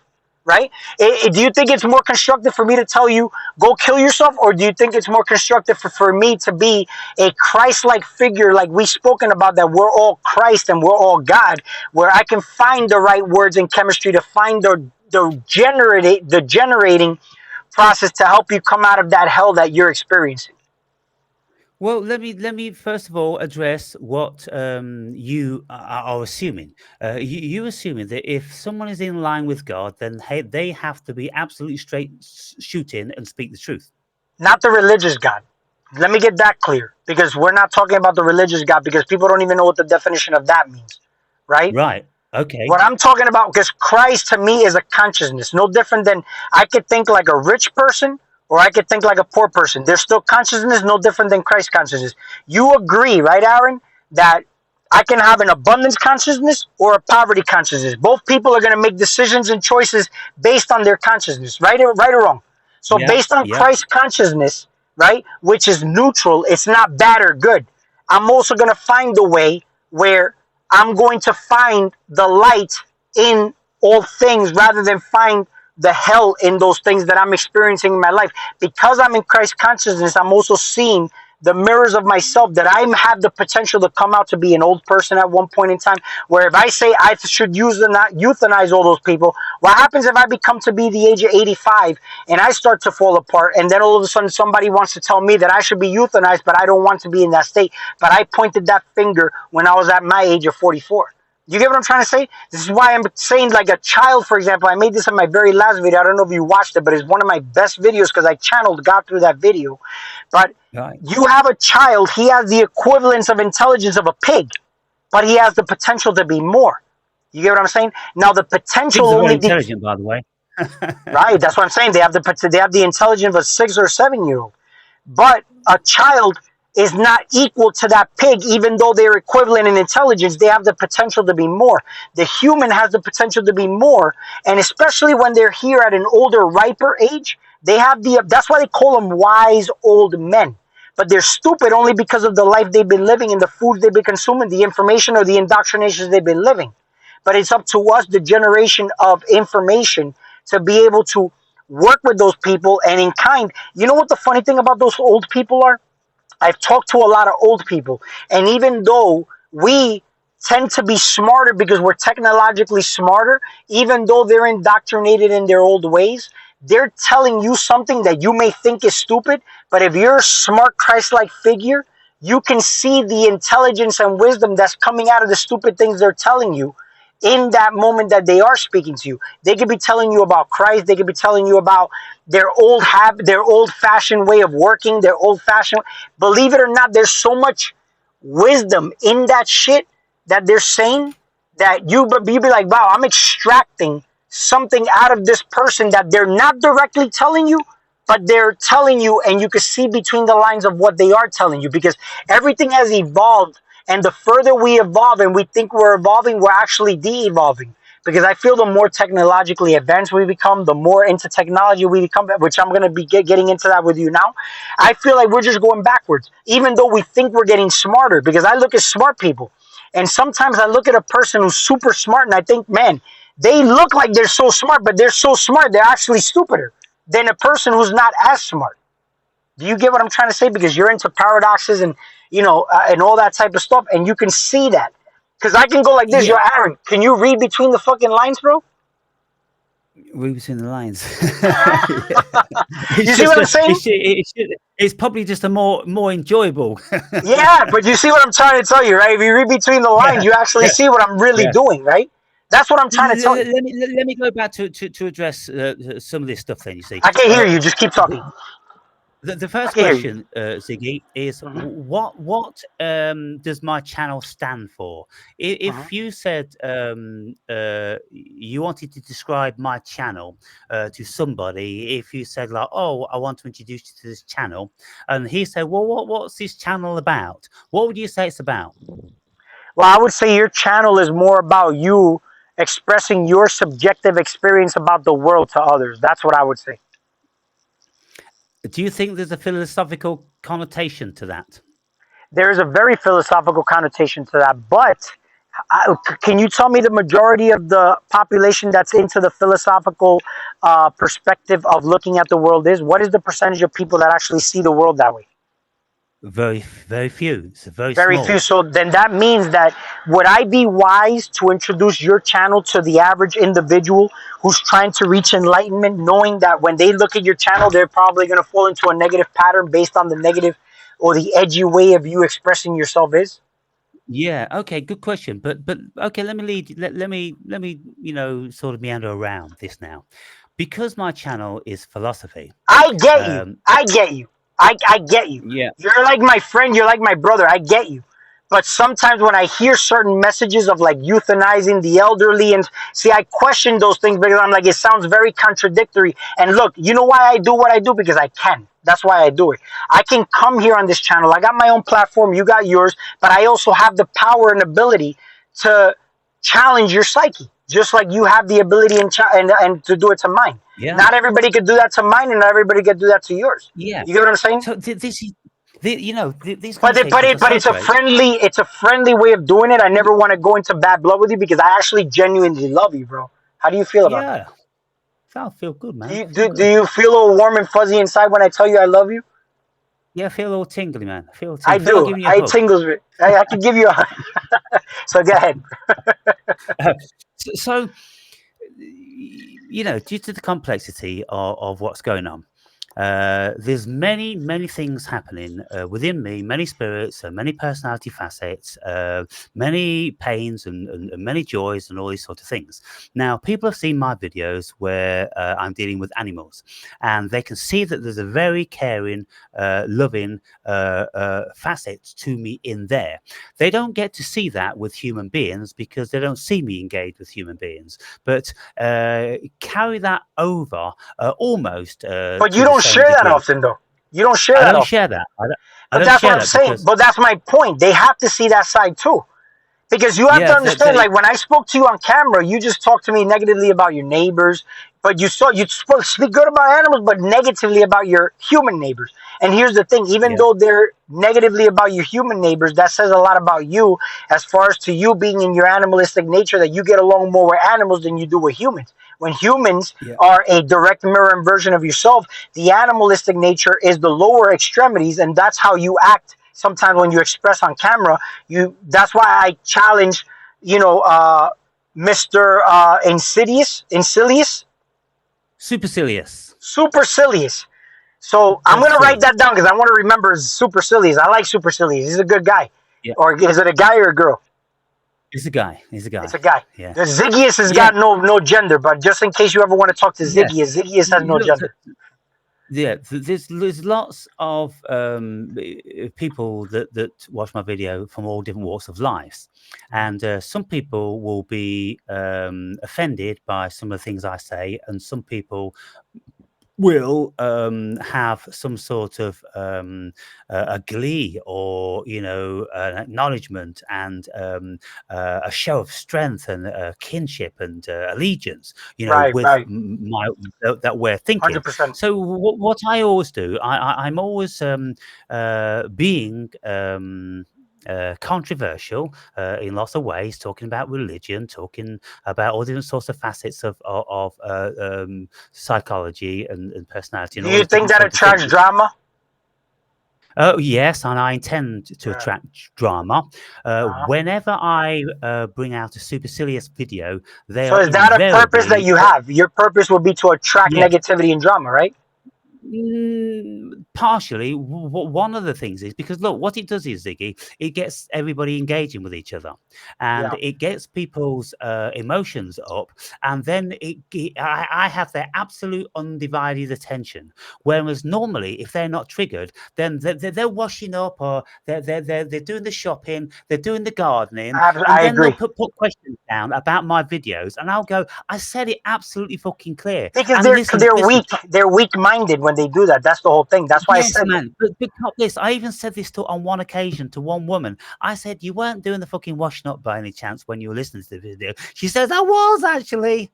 And that's it. They're distracted. They don't know yeah. what they're listening to. They're just hearing what they think they hear, and then they're putting down questions, whatever they think. And so I want to get their attention, and I know I can get their attention when I bring out supercilious. And so when Yeah. I bring out supercilious, and I go, "Hey, dumb fuckers or fat fuckers How or stupid destructive fuckers." is supercilious though? Well, people will have to gauge that. You see, what I'm doing, I'm opening people up and I'm saying, how many of you like supercilious in these videos? How many of you benefit from that? But judging by the amount of comments, 30, 40 comments on the video, and maybe 100 more hits, and most certainly more likes, somebody is liking something about those videos. Right. Well, And hey, so, listen. Here's the thing, though. I like Supercilious. You know why? Was Supercilious channeled through the video that you spoke on the elderly, euthanizing the elderly? yes, It yes. got me going, bro. And I'm not, I don't easily get moved. And I'm like, Now, you know what? stop, It got stop, me stop, going. I'm like, but here's the stop. thing, though. I didn't feel anything. But what I felt was, is I'm like, oh, I'm gonna fucking do a video with this guy, man, because it's like it's great Yeah, content. exactly. Stop, stop, stop, stop. Let me say. The reason why, because this is what it does. It fires people up and it gets them thinking about it. Now, do people really think that I want to euthanize their parents? No. But what I want to do I is would I kill want you, to get bro. them Sorry? I would have to Say it kill again. you if you tried to do that. Well, look, here's the thing. Here's the thing. The government is trying to do that. The government is They're bringing in doing that to young euthanasia. people, though. Yeah, yes, they are. And so what I'm doing is, you see, if I bring it to their attention about the possibility of their parents, it brings it fucking home, and they'll be on the lookout for it. And then whenever the TV starts talking about euthanasia, they're going to go, "What euthanasia? The Wake and Brave I'm glad euthanasia." you brought that. All right, but check this out. All right, so let's be serious. What is the purpose behind that topic that you spoke about, euthanizing the elderly? Okay, so when we look at, for instance, I mean, I look at the world from a emotional perspective the vast majority of the time. I don't have a horse in the race. I'm indifferent whether we have Armageddon next week or Third World War. Really, I am, because I believe this whole experience is just an experience, and it doesn't really matter what sort of an experience, because we're infinite conscious beings, and we're going to come back and we're going to go somewhere else and all this sort of thing. And so I'm not the sort of person, oh, please, please, please, let the world be beautiful. Oh, please let there be a Jesus. Oh, please let there be this. Please. But I'm like, it can be whatever it fucking wants to be. No, no, no, no, no, no. But It's that's the no thing. control of mine. And But just because listen, I Aaron. want it to be in a certain way, I'm never going to change it. But Okay. Aaron, you saying please, please, please be it that way, or it could be whatever way you want. Do you realize that it's still you're still putting it as if it was out of your control? So when you say please, please, please, it's like you're begging it for it to be one way, and when you say it could be any way it wants, you're still in the same space as if you could that you have no control. When you have control of where it goes, you don't have to say please, please, please, or it could be any way it wants. You literally are taking the wheel and you decide to for it to be any way it does want. You get what I'm saying? This is why I'm telling you, yeah, and I've heard you say these word for word. This is where the world is going. You didn't say those words. You said this is where the world is going. When you say this, you're a powerful being, just like I am, just like anybody else is. Everybody has the potential to be very powerful with their words. You're doing what the forecast does. The weather doesn't mean shit. We create the weather. That's why it's called a weather forecast. They cast spells on you on camera telling you that this day is going to look like this. And because the collective believe it, that day turns out to be a rainy day, right? That's why they say the weather forecast. When you're doing these words, such as like, this is where the world is going, you're kind of creating a forecast. You're creating a doomsday apocalypse with a certain individual who's weak minded. This is why Yeah. it triggers me. Not triggers me. Again, language. Fuck it. I'm going to use the word trigger just so people don't get confused. But it kind of stimulates me to want to make a video with you because I'm like, that's where I don't coincide with you on like how you're using these words to empower people. When I make videos, I have shadows also, but I have to make sure that I'm not too much on camera exposing these shadows because then I'm going to have blood on my hands. I'm more or less the type that lets you know that I'm creating journals just like you are. You create journals of your life, but do your own work and you have, I say what Christ says, you have the same abilities I have, only better. You get what I'm saying? I'm not trying to go on camera telling you I'm your savior, I'm your this, I channel God and you don't have these abilities. You have these abilities. Just stop fucking like listening to the way that people say shit online and more or less use your own discernment and intuition, which is dormant because nobody uses it. We all have common senses. This is what we have in common. But we don't use these common senses. And through these common senses, we decided to leave these extrasensory common senses aside and use the senses that we use on camera, the technology, which is basically the inversion of what we have as Christ-like, God-like figures, is basically being able to read energy telepathically, know what you're going through. And that's why I can relate. That's why I told you, I'm not here to tell you what you're doing is right or wrong. You're doing what you're doing. But I'm going to basically come on here as, when they say that when you put out something, you're gonna have equal or the like for every action there's an equal and opposite reaction. So you got Mr. Silius or Supercilious. I got my power, which is basically the ability to come on camera and challenge that view. You get what I'm saying? We're gonna either neutralize it or some people can see your way, some people can see mine. It's up to their interpretation, but we're creating content, and I think it's a beautiful thing. But when I Yeah. hear you speaking, sometimes I'm like, man, we spoke on camera before. And we talk about how we are all God. We have these abilities, you know that. But then you're saying this is where the world is going, or we euthanize the elderly. Do you know the power in being young like a child, but also in being the elderly? So that you talked about the law of attraction. We go by the law of reciprocity. It's electric and magnetism. When you birthed a child into existence, you took care of them. It's a responsibility of yours. You kept them clean, kept them healthy up to a certain age. You guided them. You left a legacy. It's up to you to leave that legacy. But then now, when you get old and you can't take care of yourself, right? The law of reciprocity shows that they will take care of you, not because they have to, but because it's in their heart to do so, right? They'll do it, but it's not work off their hands, and you're not really feeling like you have to take too much off their skin. It's just happening in a harmonious way. It's not like you're a burden to them. They're only a burden to you depending on how you lived your life and the type of legacy you left for them. If you left a hard life for them to leave. No, I'm gonna finish now. I'm not gonna make it too long-winded, bro. But let's say you lived a certain life. You birthed them into existence, but they didn't ask to be birthed into. But don't forget, they're you and you are them, and they created you in the process. It's kind of like a seesaw thing here. Your responsibility is to give them a better life than you had. Okay, because you saw between the lines and you saw the way of the light. You're the God of the world. You're God to them up to a certain age, and then up to that, now the gods serve you. You get what I'm saying? But at the end of the day, your job is to give them that wisdom. But even if you weren't, and here's the beauty part about how life is right now, even if you were not an Aaron Berry and you're an old man as an Aaron Berry, let's say you were a dumb degenerate, like you talk about the people on camera, these people will always, if the person here is aware, they're always going to show you something. Even though they're telling you something that you don't agree with, you can still see between the lines of what that old person is telling you. There's a lot of power. There's a lot of wisdom in that degenerating body. There's a lot of experience that you can gain from, but it's up to you to see what it is that they live. They're a generational information that came out of you. You're in the same lineage for that reason. You get what I'm saying? I could look at an Mm. old man from, like, let's say, out of my family line, and I still see the value in that person because there's something there.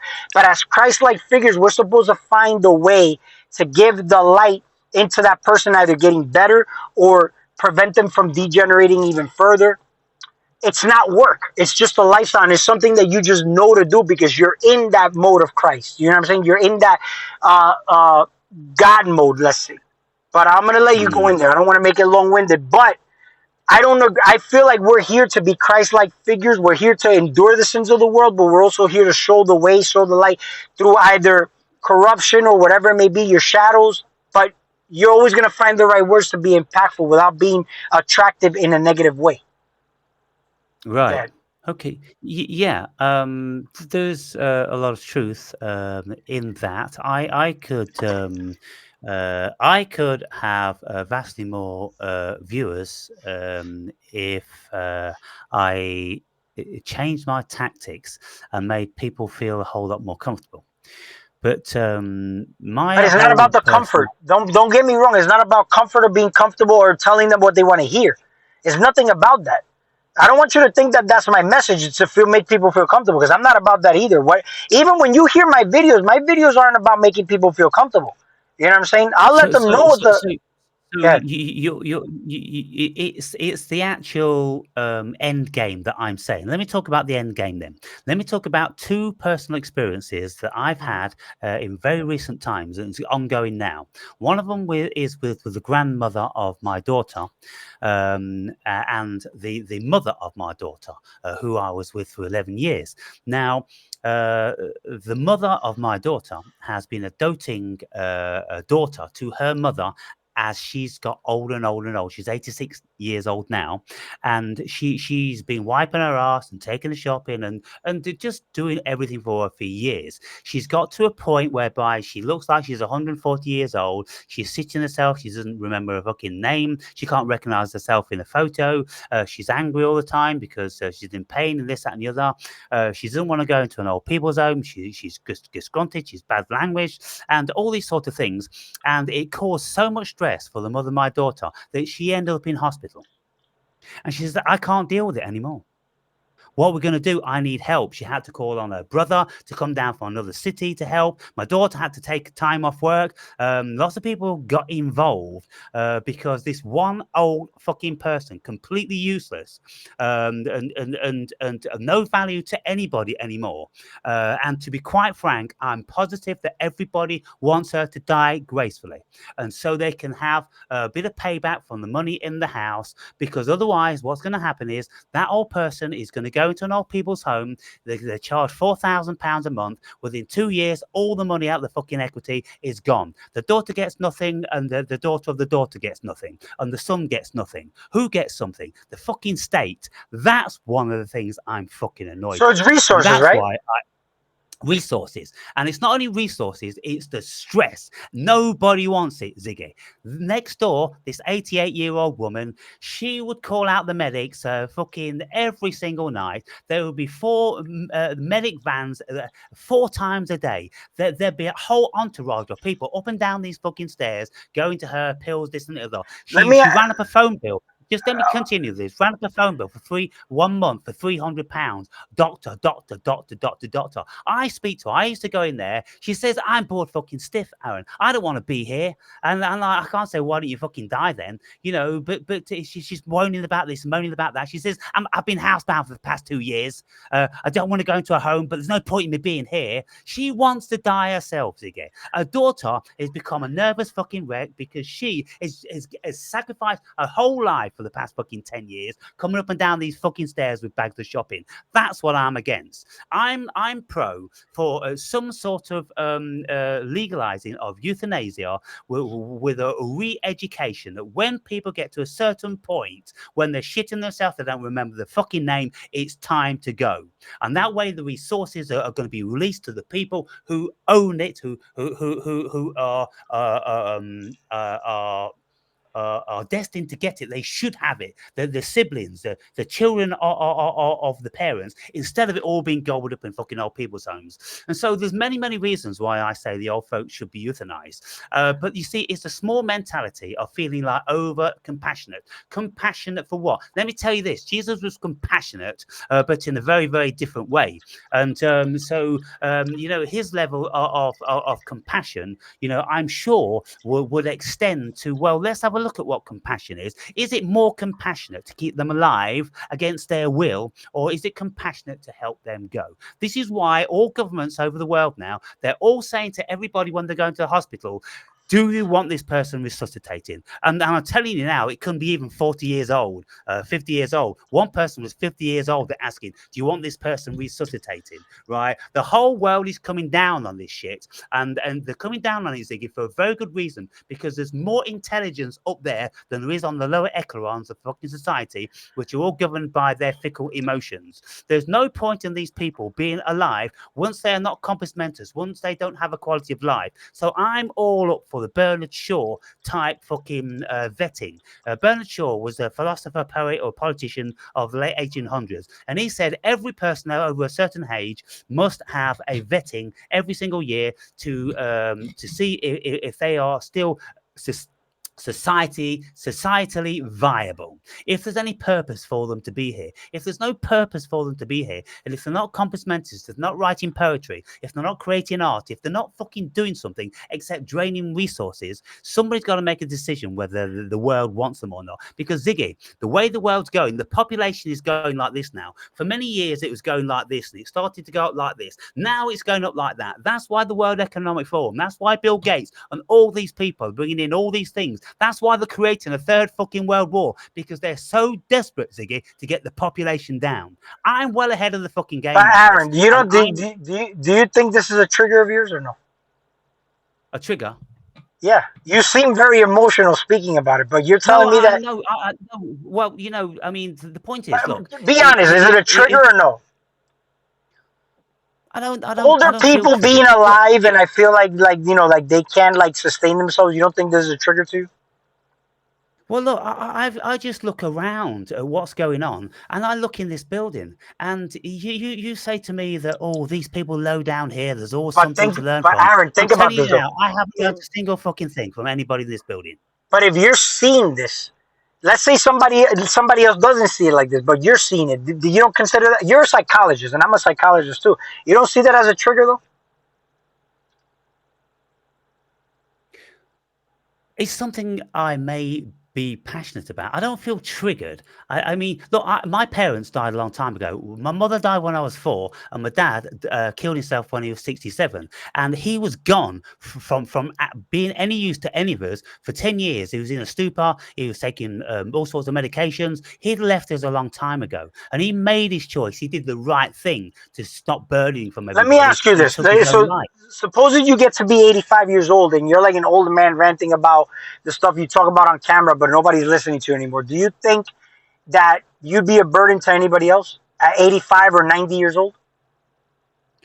Well, look, I've not thought out every nook and cranny of this thing, of course. But you should, because it's about you. Well, look, as far as I'm concerned, if I'm old and fucked and of no use to anybody, then, I'll be the first to put my hand up and say, what's the point of me being here? If I can't leave the building... I get it. But here's my question, though. If you're 85 and 90 and you become decrepit, do you think that you'd be a burden to your family, or you wouldn't be a burden to your family? Oh, absolutely, I'm going to be a burden to my family. Right, because did you have any money to leave behind that they can actually say I don't have you got nothing. the best... No. Right, so then now here's no reason why they would want to be wiping my shit for fucking last 10 years exactly. Of my life, and I wouldn't want to do that. Right, but that's my point. And I know you're smart enough to say, just put me out of my misery. Who gives a fuck, right?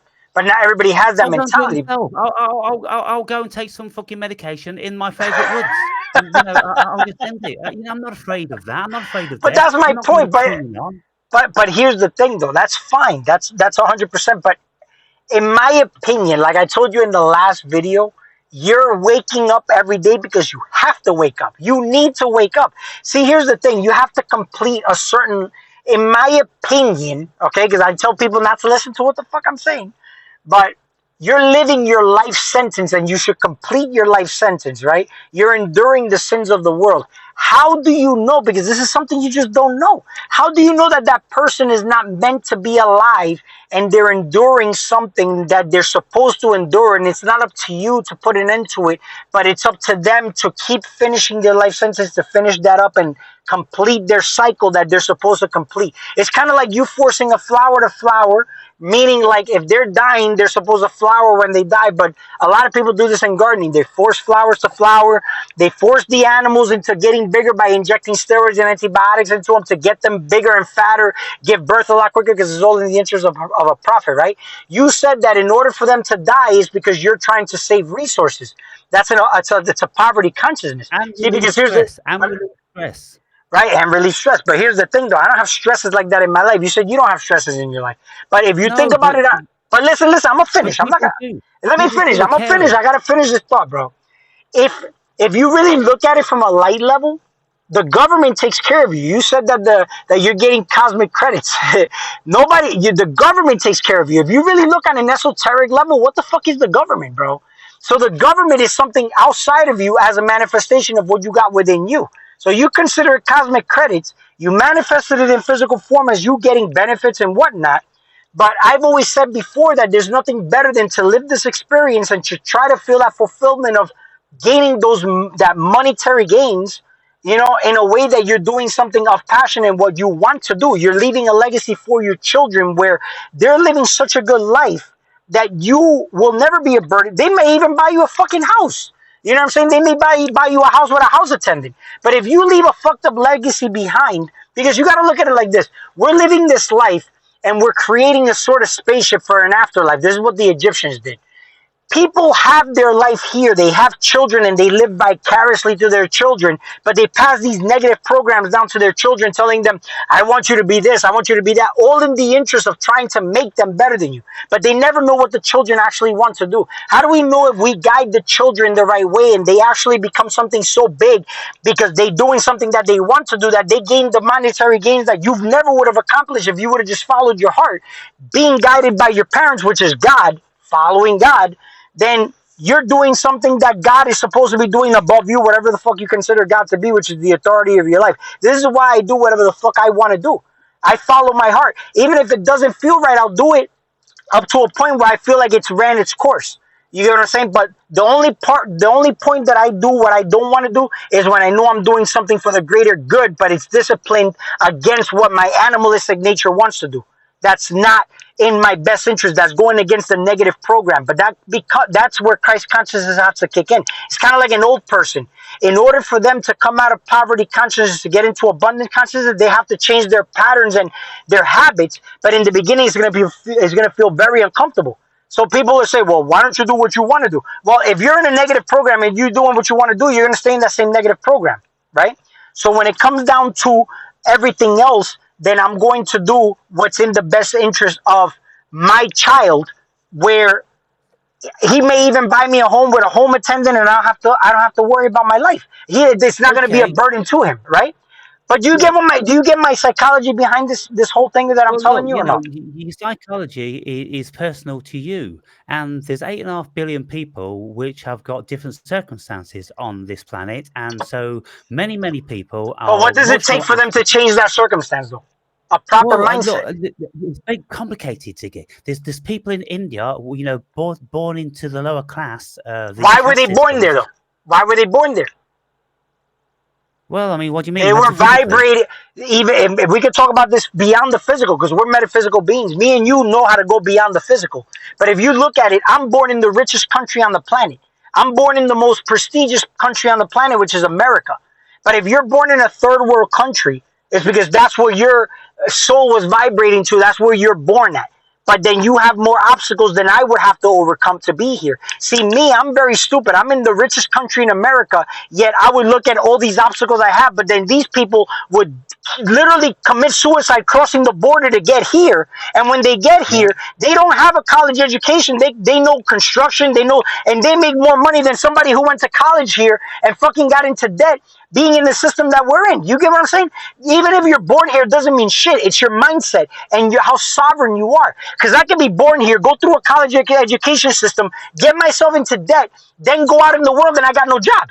But then meanwhile, I got an immigrant who's really good with their hands. They come and risk their life to cross the border because they could get killed by sharks. They could get arrested by custom borders. But yet, if they do make it here, how is it that they're more? And I've seen it because I'm here in the South. There's a lot of fucking Mexicans Are you here. triggered by that? No, Are no, you no, no, triggered by not that? triggered. I'm passionate. There's a big difference between passion and trigger. But I like that. I like that you pointed that out. But check this out. It's a passion because if you look at it, these Mexicans, they come here, they're driving fucking pickup trucks. And I got my Jeep, bro. Look, I got my shit. I got both my Jeeps hooked up over here. I like the life I live. I like it. But here's the thing, though. I'm not in a consciousness that's in poverty. You get what I'm saying? And I don't live in Lamborghini land, but yet I got friends who are very fucking rich because I went to California and I can live there if I want. But I would have to do a lot of sacrifices to do that. And I don't want to do that because I like what I'm doing. You get what I'm saying? I'm telling you right now, Aaron, you're a metaphysical person, and as I am. If you look at my Instagram, my friends got Lamborghinis, Rolls Royce, the newest Tesla, the fucking G-Wagon. They got all those cars in their garage right now. And they said, Pete, come do business with us over here. I don't want it because I'm telling you, it would have to be at the risk of something that's different, that's spiritually connected to me. Selling I'm your telling you. soul. Selling your Yes, soul. yes.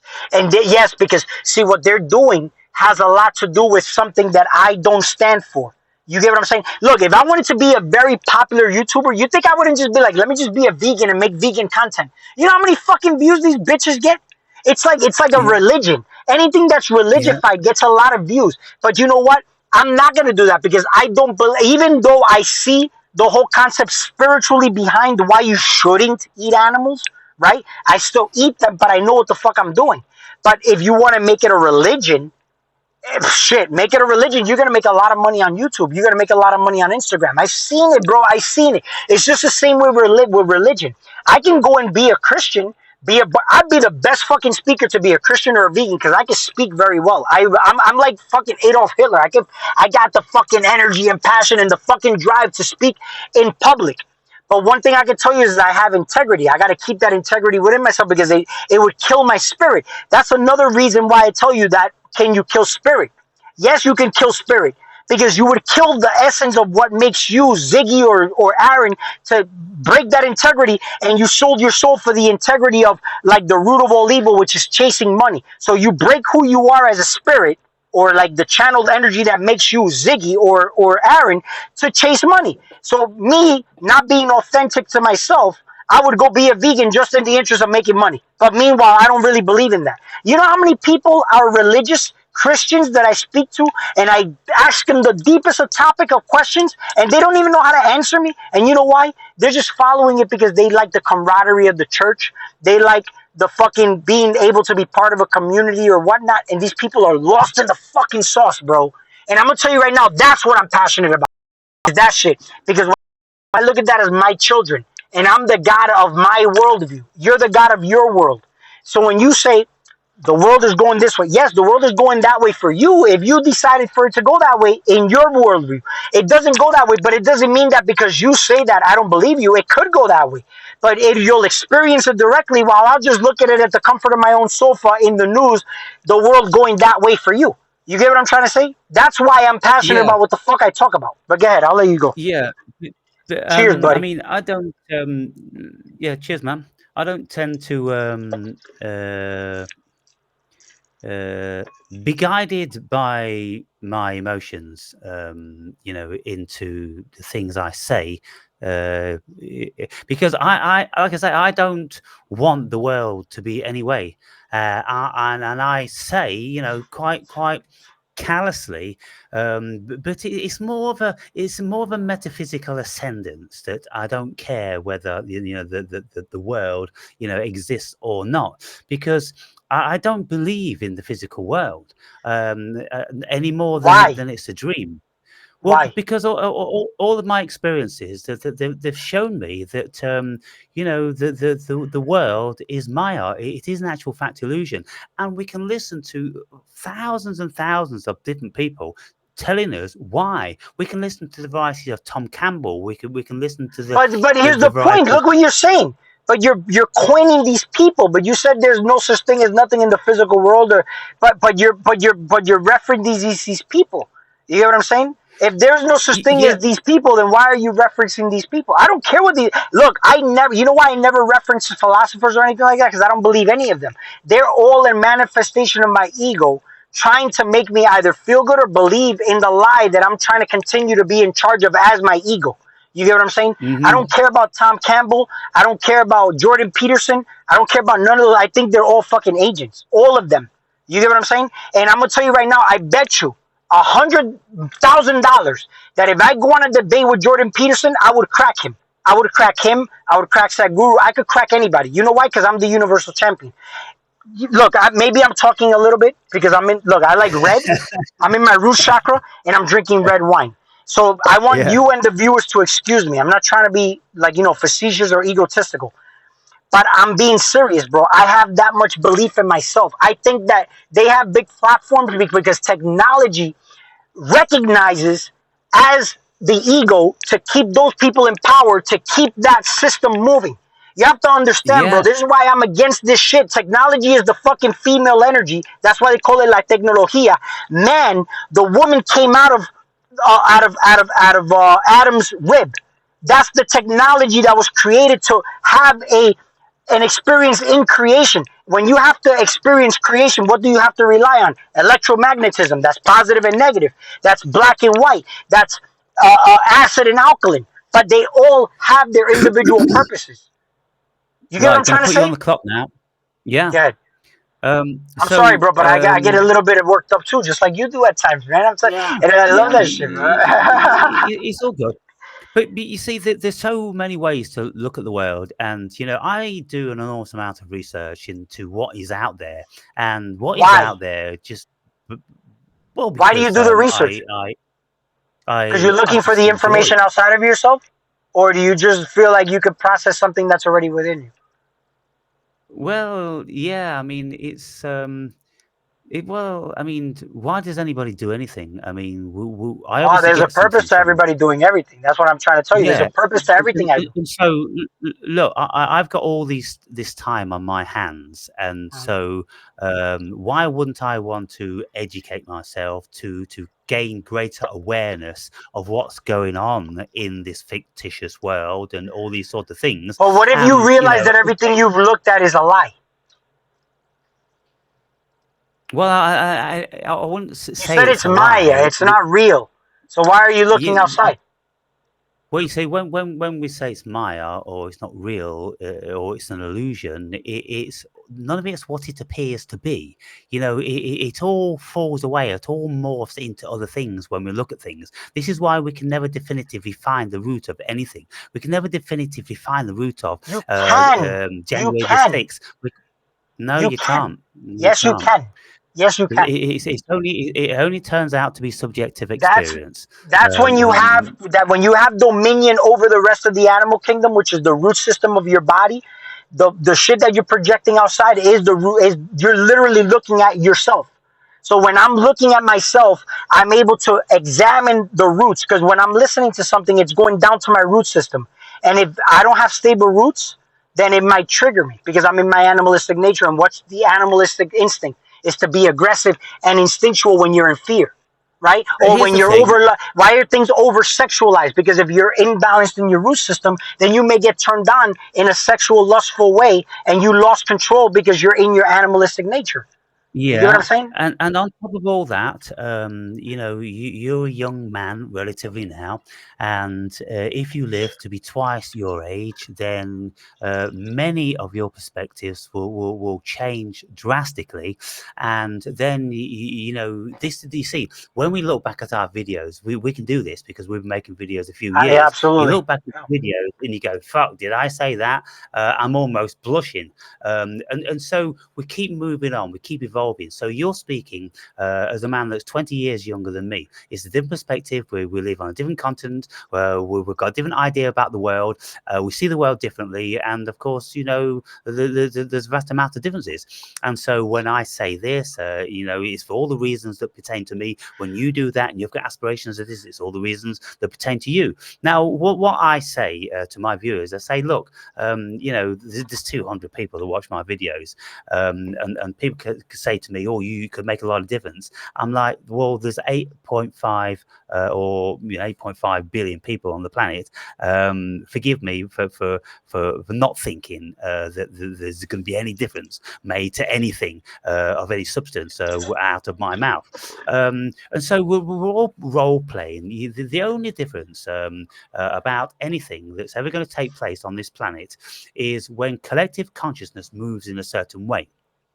And collective consciousness is going to move in certain ways with a whole myriad of variables. That's the only thing that's remotely important on the whole planet. And it's like when the tide comes in and throws all the grains of sand of the beach around. Is it important? It's not important because it does it twice a day, every day, and it's going to do it forever and ever and ever. And it has been doing it forever and ever and ever. So if we look at one grain of sand with any level of importance, then we're being greatly naive, foolish, and delusional.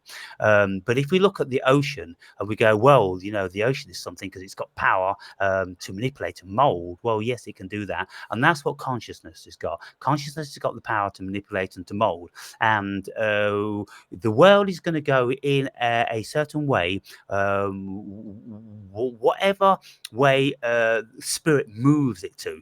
Now, there's always machinations going on, trying to change this and trying to change that and trying to control consciousness. But ultimately, they will never ever do it to the degree they want to, because things can just change in an instantly. The zeitgeist of a country will change in an instant, and then all their plots and plans will just fall away. But at this moment in time now, your country is surreptitiously moving the draft laws through Congress. I'm not really concerned with none of that stuff. You Yeah. know So what it is okay, though, look. is that I decide to put my I don't put my attention there because that's the thing, that's what they want. They want your attention to go there. You know what I'm saying? Because with your attention you can manifest a reality. I don't even think the war is real. I don't think any of that shit is real. It's all fucking stage propaganda, but you make it a real thing with your attention and the choice you make to put any attention to it. It's the biggest currency on the planet is your attention. So I don't care about the Mhm. draft laws. I don't care about none of that. It's not going to affect me at all. It doesn't even affect me what president's in power.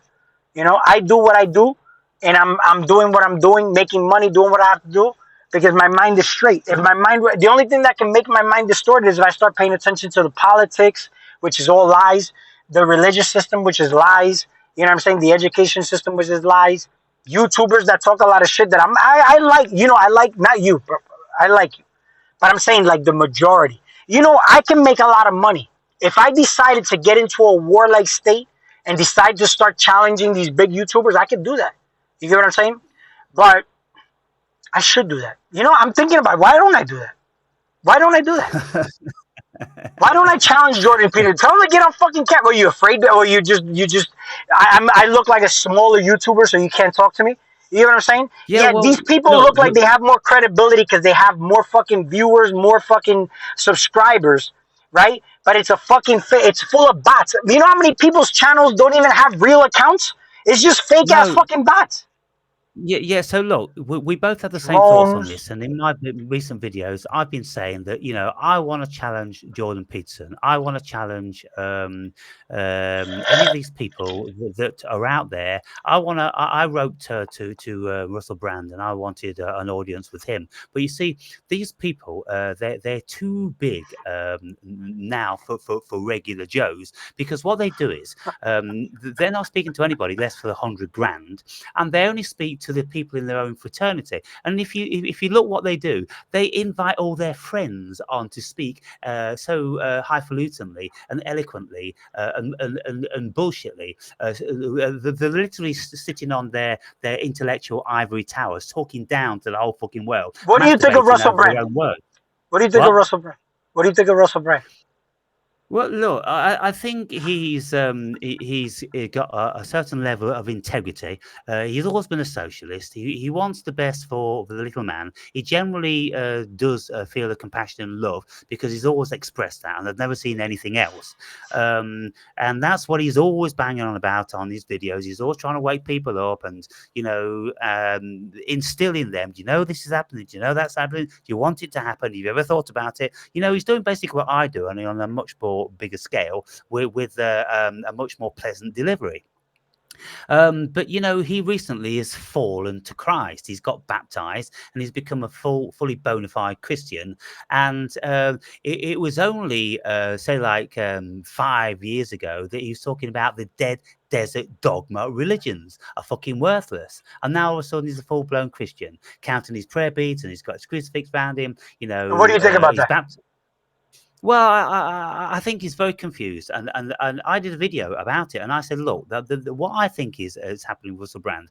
Russell Brand was a very emotional, bereft individual. He was brought up by his mother, and he never had any nothing like the love that he needed. He was a heroin addict from a very young age, and he would have died unless somebody who was very close to him ensured that he went into rehab and fucking stayed there. Now, because he could get his emotional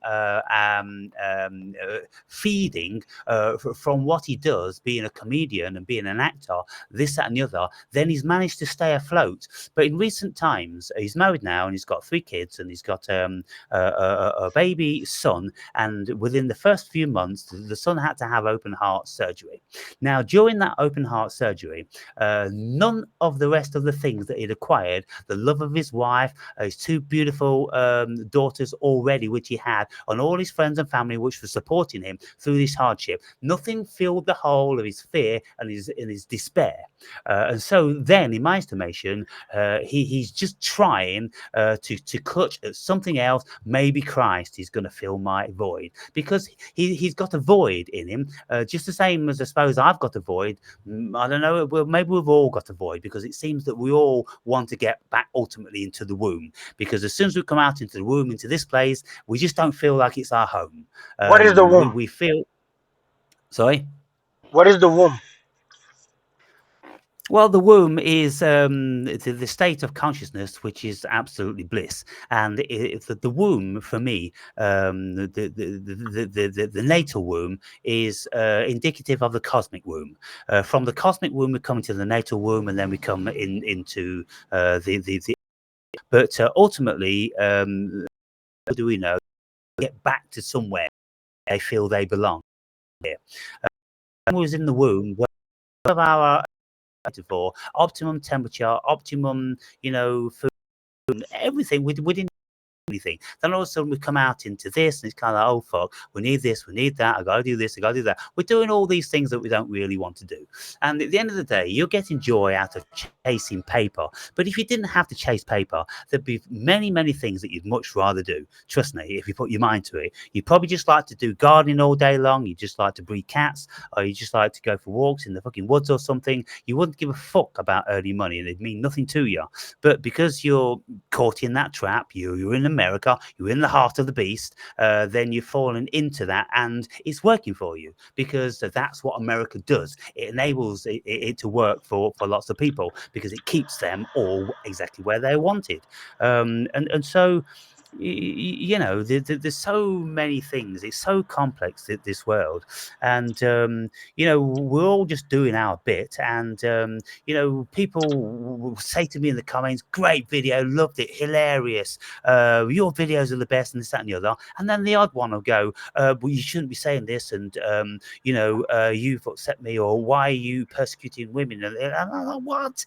You just tuned into my channel and you think I'm persecuting women, because I don't know what something I've said. How did I say something? There's lots of strange people out there, Ziggy, and I've met plenty, and they're attracted to this sort of channel. But you Aaron, I see, want to ask you this question. I want to ask you this question. What's your definition of a woman? definition of a woman: the female version of a man. I know. Every time I ask you a question, you always say like when I ask you what is love, you say it's the opposite of hate. Or give me a concrete. Because it's nothing definitive. You see, the man and the woman are a unity. They're not separate. You can't separate them, because without one, there isn't the other. And so, Is when there you a say difference between a man and a woman? What's the difference between a man and a woman? there's no difference between anything. Ultimately, is there? We're all one. We're all one state of In consciousness this broke physical into a realm, billion shards. we're in a conversation here, so we gotta make.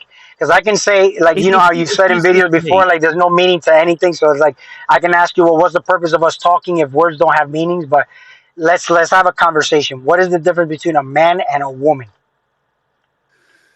well, you start with biology, you start with the mentality, the psyche, you start with the attributes, you start with the things they can do, the jobs they are, most proficient in, blah, blah, blah, blah, blah, blah, blah. They give babies, they give life, and all these sort of things. And they are emotionally more imbalanced than the men. But if you leave the world leadership to women, then humanity will probably last a whole lot longer.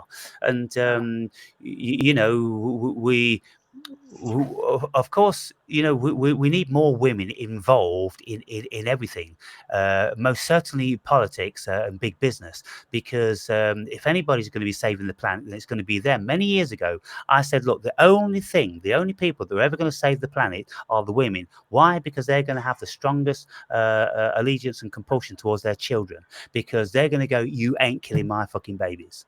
You Hey, ain't let doing me. this to my babies. Are you you consider yourself a conservative or a liberal? Neither, neither. Yeah. You made a video that you said where the liberals are going to be the end of humanity. Why did you say? Why did you make that video? Well, you see, what the powers that be are doing, they are bringing everybody down to the lowest denomination.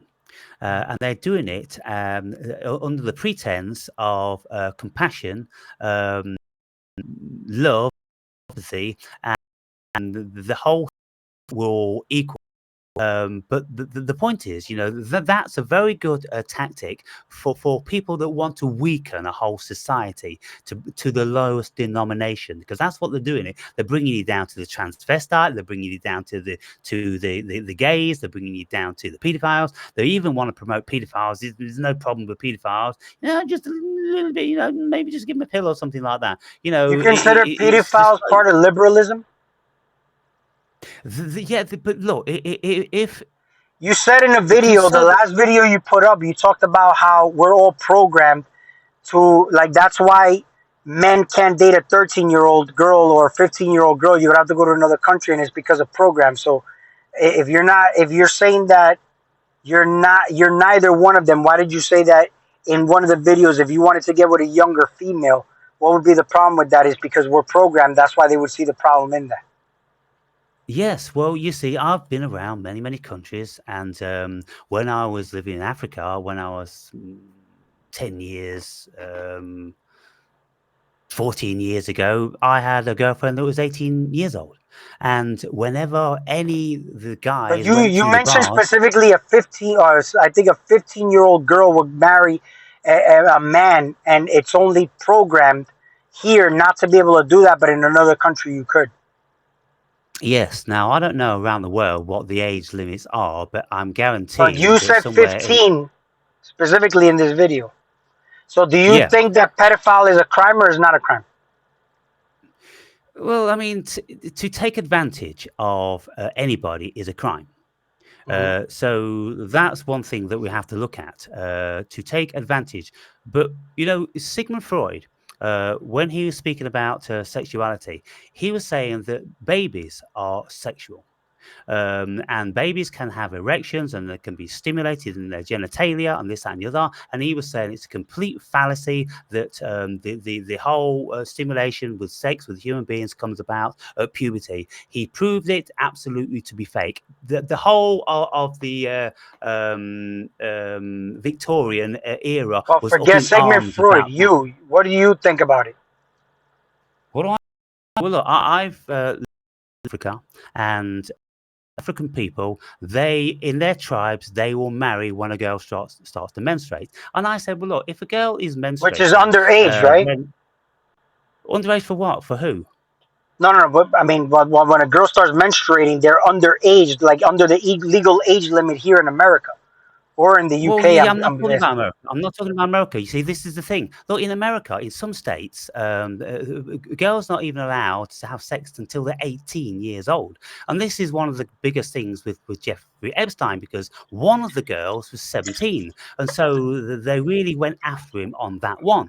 But, I say to people, in relation to this, all those girls, if you listen to the documentaries, they was at school, university, and they're all talking with each other about how we can go and earn $200 by just giving someone a massage, and maybe if you give them a blowjob, then you're going to get a little bit more. And they were all flocking, and Epstein, along with Ghislaine, they had hundreds and hundreds hundreds, if not thousands, of girls between them over all this time, and there was never any problem with the girls per se. Who has the problem? Government has the problem. Jurisdiction has the problem because they want control over people. But if you look around and if you ask people, if you're in touch with people these days, at what age they are having sex, then guaranteed they're having sex at 13, 14 minimum. And so that's the age that they want to do it. If they're menstruating at 11, then that's the age that the cosmos says that they are able to have sex and have babies. And so it's only down But to this is governments. animalistic, though, isn't it? Well, we're animals. I mean, look at animals. I mean, there's cats out here that before I spayed and neutered, they were getting pregnant within like the first 6 months of life. Yeah. So it's Well, animalistic. that's what nature does. And you see, look, what my point is to broaden people's horizon. And But I'm asking you these questions that get down to the root of the psyche. Like you said, you can't get to the root of things, but you can. If you ask certain questions to get to the root core of certain things, you can. The reason I'm asking you these questions is because you made a video and you said that what would be the problem if you got with a younger girl, or the only reason that us consider pedophiles to be pedophiles if a girl sleeps with a guy at the age of 18 is because of at the age of 15 is because of programming. Yeah. So you would be more of a liberal, wouldn't you?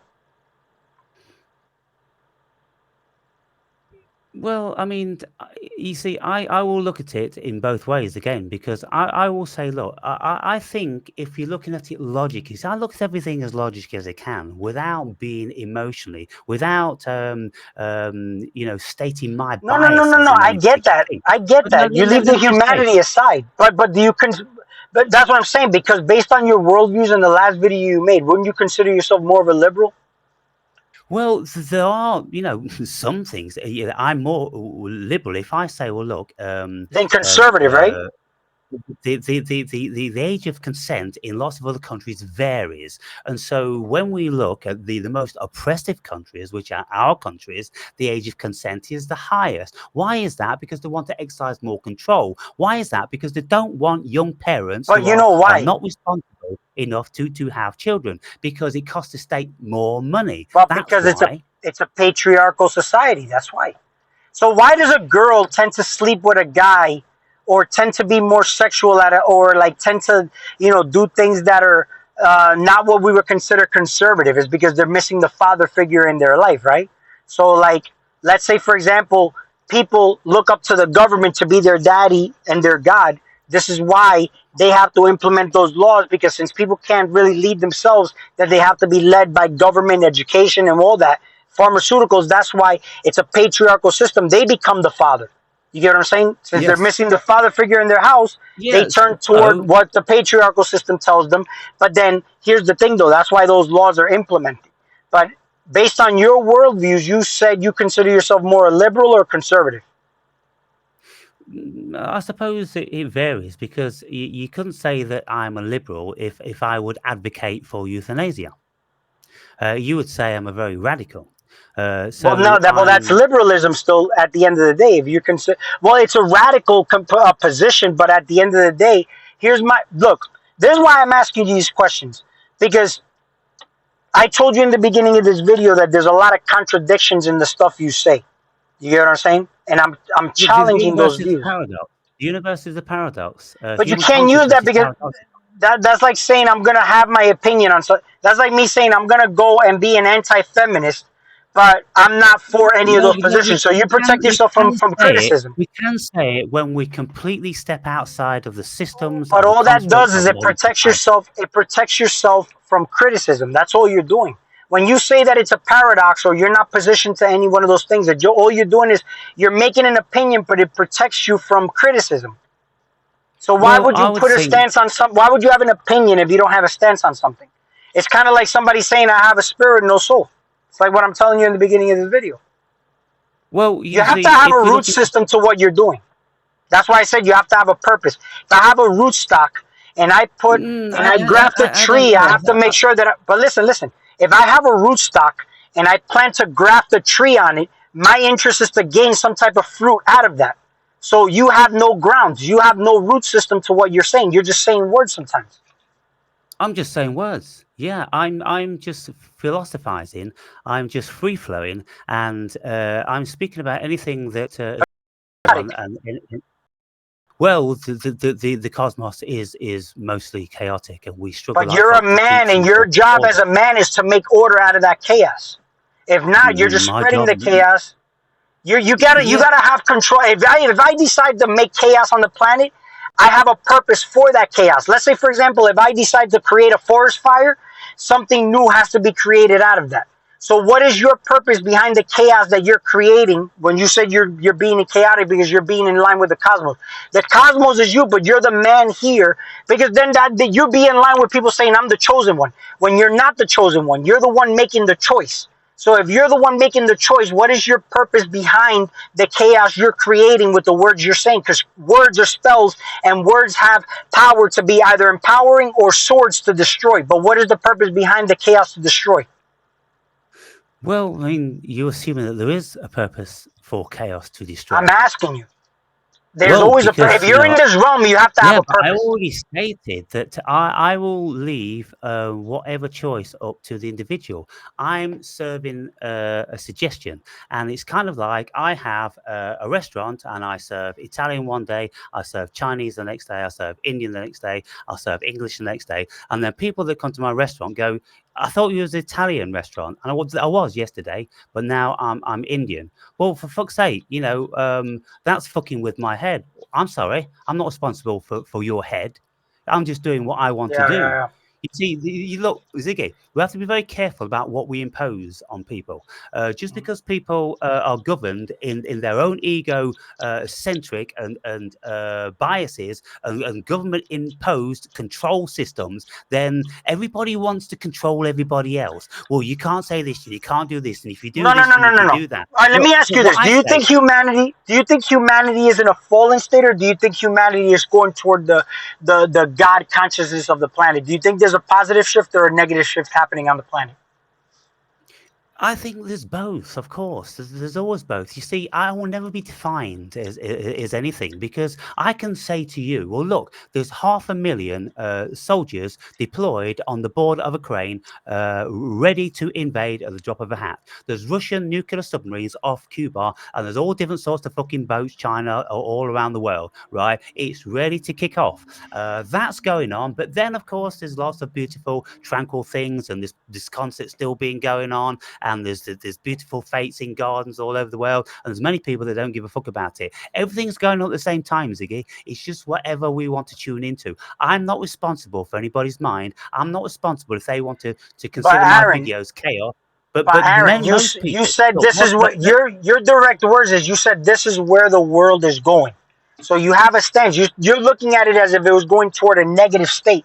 So if you see the world going toward a negative state from your worldview, see, yeah. I So look at the people I in what speak to as context my was that? Was that children. was that world was that World War, or was that about the euthanasia? World war, euthanasia. I mean, you said this is where the Okay, world is going. let me look then. Okay, so when I say this is where the world going, when I look across the whole world, then I made an intellectual assessment, and it's Uh-huh. absolutely looking very, very likely, and all the intellectuals all over the world, they're all talking about it. So I'm not speaking out my arse when I'm doing this, and so it's highly probable that that's the way the world's going. And just because I say it, it isn't going to increase the energy that it's going to go there anymore. I'm just one fucking dude. But if But 100 it billion absolutely say it, can because there's a lot of people who believe what you say. well, yeah, we can get into the metaphysics of that, but you see, the But doesn't metaphysics the is one metaphysics aspect. impact the physical? And then the physical is another aspect, and there's people on this planet that are very, very driven with the physical. And so then with the euthanasia thing, when we've got governments all over the world and they're all tuning in to the euthanasia and they're introducing it, and they've all got this shall we resuscitate? Sign here if you don't want us to resuscitate. This is just the fucking beginning. And so I can see the way the world's going. I'm no fool. I look at their agenda. I've been following the New World Order and the globalists for many, many years. is. And so that's my educated assessment of the way the world is going. And I'm guaranteeing that unless there's a vast change in consciousness, then those things are going to be implemented. And there's many people, Alex Jones and Russell Brand and all the people that, speak in these fraternities, Joe Rogan and all those that all meet together, they all are thinking at this moment in time that They the all powers waiting that for their be, they destruction. don't That's what they're doing. let me just run this one by. They all think that the powers that be, they actually would go for a nuclear war because they've all got their bunkers underground in fucking Hawaii, here, there, and everywhere, and they've made very, very, very precise calculations how many nuclear warheads they can let off. And I don't think for one fucking moment there is this conflict with Russia and America because they're all in it together because they're all going to share the fucking proceeds when the human race has been minimized. So it's all a ruse. It's all a fucking fiction that they are together. They're opposing each other. They're not. They're working together and with their objective to absolutely reduce the populations because the trillionaires and billionaires and all those people on the fucking planet, that's what they want to be. And that's what Bill Gates has been talking about for a long, long time. They're all Aaron, eugenicists, people. Aaron, but so check this out. You said you get benefits from the government, right? Do you know that the benefits you get from the government are paid by the taxpayers? No, they're not. So where are they paid from? They're paid from out of zeros and ones, which is printed at random whenever they want to do it. It's a ruse So that now we go on anybody who's metaphysical. on benefit is getting paid by people that work. That's complete bollocks. That's something that should have gone out of the human So, psyche all about right. fucking 30 years ago. So the elderly people that we're trying to euthanize, they're getting their resources coming out of the ones and zeros the exact same way that you get paid benefits. It's the same thing. See, the whole thing is there's no such thing as poverty. It's a consciousness. It's like we're born abundant. We're only passed down a program of negativity. That's why I say that the world is the evil and man is good. That's why in the Bible it says Adam was created and it was very good. Everything that comes from man is very good, but you are only influenced by the evils if you have a weak mind, right? So I'm born rich and abundant. There's no lack in my life. That's how the mind should work. But you're operated in a system to make you believe there's lack so that you could depend on the system to get your resources from not knowing that the resources come from your own beautiful, conscious, abundant mind.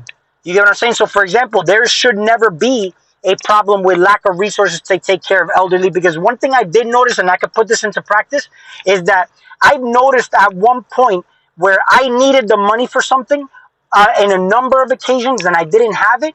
But the moment that the time came that I needed the money somehow manifested for me in that moment in time. You get what I'm saying? That's how I know I'm abundant, because I'm like, yo, I didn't have the money. I needed the money at this moment in time, but it somehow happened to come through some type of channel where it came. Like I even told you that one time I was trying to get wood chips for my garden and it just manifested that I met a guy who happened to work in a tree company, came to my job, got into a conversation with me, told me he worked in a tree company. Now I got all the wood chips in the world. It's like there's always something available for you when your mind is open. But if your mind is closed and you're only closed toward the negative of the planet and you're telling everybody this is where the world is going, and not everybody is aware of how to keep their mind open, or you don't give them that ability to know that, that's where you kind of spread a mind virus. You get what I'm saying? This is why Well, and I hope you don't mind me challenging your views. This is why I wanted to. Viewers, yeah, but with 200 viewers and 70 or 80% of them with minds of goldfish, I don't think we've got too much to worry about. Right. Well, that's what I'm saying. There, 80 of them do have the mind of goldfish, and they'll manifest that world as a, because again, if the government wants the world to go a certain way, they're going to talk to the goldfish. You know that, right? They're not. The sovereign people aren't going to fall into that bubble. But there's only but a small select few of those. And when I look at these people, I look at them as my children, not to demean them, but just like I'm their children as well in their worldview. Because they're showing me something even though they're aware or not aware. Everybody is a manifestation of what's inside of you. You get what I'm saying? And why I make a purpose to make my videos is because if I put out a message and I don't get as many views and whatnot, I'm still spreading a message to a powerful few. Because who runs this world? Do you think that the majority run this world? This world is ran by a small group of families. Yet the meek inherit the world, right? And they're here in the world governed by that small little few. This is why I say the message has to come empowered from God. But I don't think people know what God is. I think people think that God is just whatever energy flows through them. And that's not how it works. Because that's why, when I told you before, I don't even know why I haven't challenged these big YouTubers. I'm going to fucking do it. You know why I'm going to do it? Because when I see Infinite Waters, I think he's catering to making money off telling people what they want to hear, and it's a cult like Exactly. mentality, and that shit pisses me off. You know what I'm saying? Yeah. And yeah, it pisses me off, but I channel that anger that's negative into something that's going to be constructive. That's what gives me the vitality and energy. You get what I'm saying? People So want to so here's the demonize, thing. oh, you shouldn't get angry. Oh, you shouldn't get, this. All these negative Yeah, emotions have a lot of all that power. Just bollocks. transmute Look, it. you know me. I've always had a bone of contention. And Infinite Waters has always been one of the guys I've had in the forefront, and I've always called him out on his bullshit.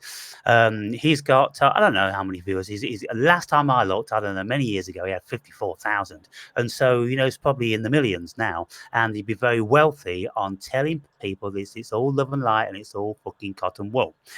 So I have Yeah, been but you see doing the world the is going into a negative state, yet people think he's spreading a message of some type of positivity. You get what Yeah, I'm so saying? here's the thing. Here's the thing, Ziggy. See, you're asking questions about, and you're saying that I may be instilling negative thoughts into 200 viewers when he's instilling very, very destructive, what appear to be positive thoughts into probably millions of viewers by now. But what he's actually doing is he's weakening their constitution. He's making them all That's think right. that it's all love and life. Jesus is going Yeah, to save them. When Jesus ain't never saved no fucker, nor is God, nor are they about to. So if they come over to my channel and they listen to me, then they might just start to realize that the only cunt that's going to be saving anybody is yourself. And so you better start thinking for yourself, and you better take some of the things the Wake and Break says seriously, and you better start thinking about these things and talking amongst your friends. And so that's what I'm doing. I'm inciting a riot in the love and light camp. I'm throwing a fucking fire in the hole of the love and light.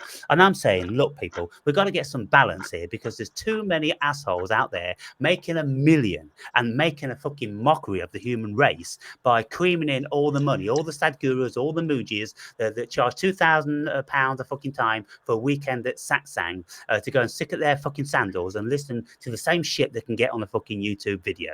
Now, if anybody wants to throw a fire in the fucking hole and bring attention to that, then I'm the first to do that. So I do that, and I do lots of other things, and I'll deploy tactics and energies to get people to think about themselves, because there's lots of people, Ziggy, that think in different ways and feel in different ways. They're absolutely. emotional, they're everywhere. So I will do all different sorts of things.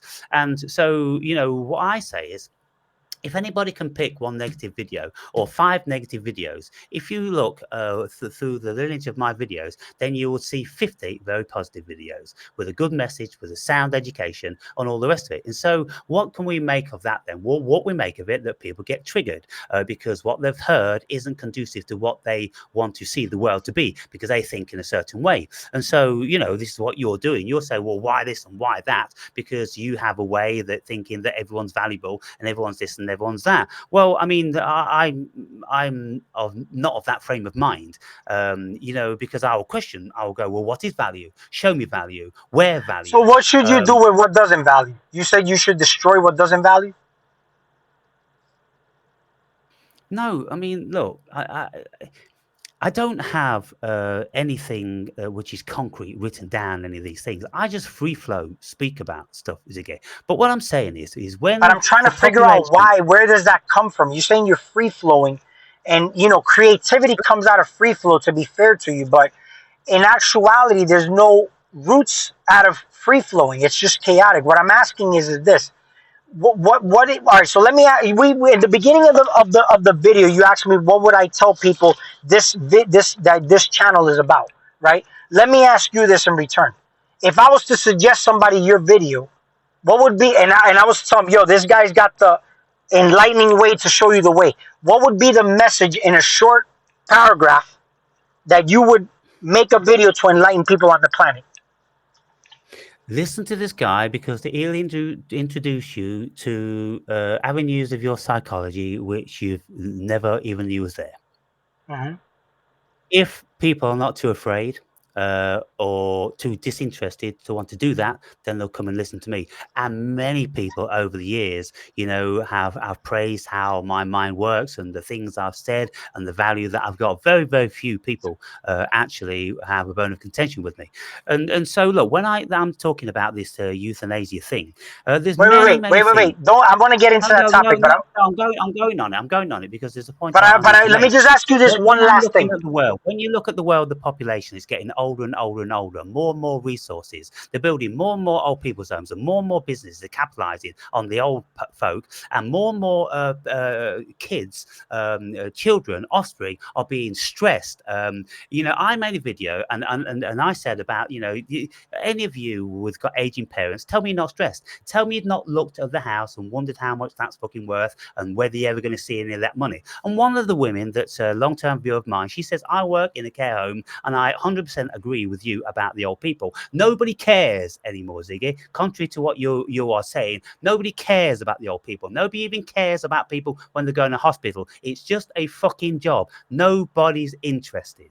And so people are interested in money these days. That's the way the world's going. They want to get their hands on some property and some fucking liberty. They want their liberty back. They don't want to be an arse wiper for the next 20 years with the old stick that just, there's nothing there anymore. So what I'm saying is that there's a route for personal freedom and emancipation with a new level of education. That's what I'm saying. And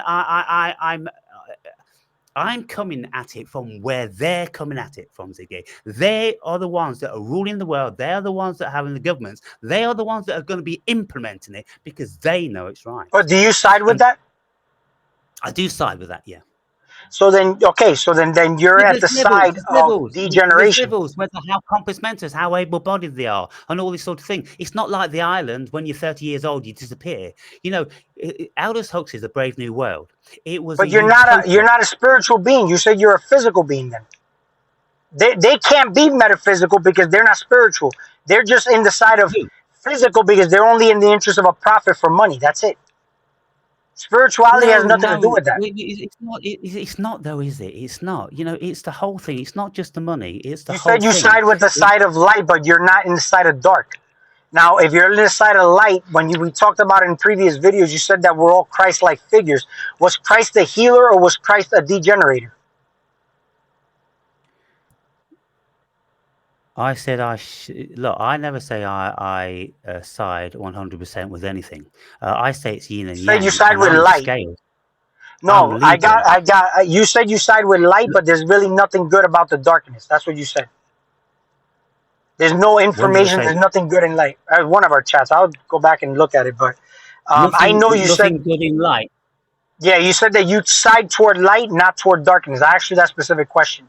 But you said you side toward the light and not the darkness. Yeah, well, I do side mostly towards the light, but of course it's the yin and the yang. The darkness is important because without the dark there'd be no light. So you got But, to take both things into but context. light is a And light look, giver. we live and we die. So let's not forget that we die, and most of us die horribly in pain and a great deal of suffering, and that will very, very rarely be relieved. It's a fact of life, and so the more we get in tune with the fact of life that we're going to die, and we've got X amount of years, and stop denying our death, and then make provisions for our death, and then have some sort of a jurisdiction over our own death, like this the whole thing with the euthanasia. People they need to have the choice. And then when like her next door or grandma or whatever, when they say, yeah, I'm done now, I don't want to be a burden on the world, I don't want this company, this old people's home, I don't want to be in this fucking old people's homes, $4 grand a fucking month and all the money gone. Yeah, No, because they left I'm a done. bad legacy, though. They left a bad legacy. Some may think that, you may think that, but there's probably Well, why would it not be that? What happens if you left a good legacy? You wouldn't have those type of issues. Anything well, that's what would be a degeneration good toward the legacy? humankind is a negative thought pattern. That's all it is. Any what? It's negative thought patterns. It's negativity that leads toward the degeneration of the human race or anything that comes into the physical realm. Humanity relies on positivity, but there's also toxic positivity. You know what I'm saying? Toxic masculinity. But one needs to know the way between what is toxic and what is masculine, because there's paradoxes in both sides, just like there's yin and yang and negative and positive. Just like there's necessary evils. One would say, feminine energy is negative, but negative energy is also attractive. Drama is attractive. That's negative, right? But we rely on magnetism for us to manifest here in this reality to have a positive experience. You don't think so? But you can't deny the negative energy. You can't deny the dark. You can't deny. I didn't deny the dark. You've got to accept it all, and if you are wholly tuned into Christ consciousness and it's all love and it's all light, well, that's all bollocks. It's not about love and light. I bash those people on my channel all the time, the love and lighters. Yeah. Sometimes I like to be negative and edgy. But the whole thing is behind. Behind the like energy. Yeah. And sometimes I relish in having the devil sitting on my shoulder. So what of it? Look, the way I see it is, I'm not anybody's mother, and many people all over the world, this very moment in time, they are opining what they fucking think about the world. You've got all different people like Candace Owens or whatever, campaigning for fucking abortion rights and this, that, and the other. Basically, she's calling on death, giving people the right to have jurisdiction over life. There's people out there far bigger than me, far greater, and far more important and more powerful. They're just giving their opinions, though. Sorry? They're just giving their opinions. That's all it is. These people are they're just giving no, I get it. But bro, I fuck with you, bro. I don't want you to think, I want you to understand something. I'm talking to you, I like you. You know what I'm saying? And I fuck with you. But I hope you don't mind when I challenge your views. It's not like I care less what the fuck you talk about. I don't care. Brilliant. I don't care. You know why I like these contents? Because it's like we're creating some type of content here for people to listen to. But it's not like I'm going to go to war with you and oppose you. I don't give a fuck what you talk about. Yeah, it's just that if I have the ability to come on camera to talk to you, even said this. Look, you said this. If anybody has anything to say, come forward and say it on camera. Don't you ask for that? Yes, exactly. Okay, I'm giving you what you asked for. Yeah, you give me exactly what I asked for, because what's important to see. If we are going to be firm in our opinions, then we have to be challenged. We have to be challenged in many, many ways.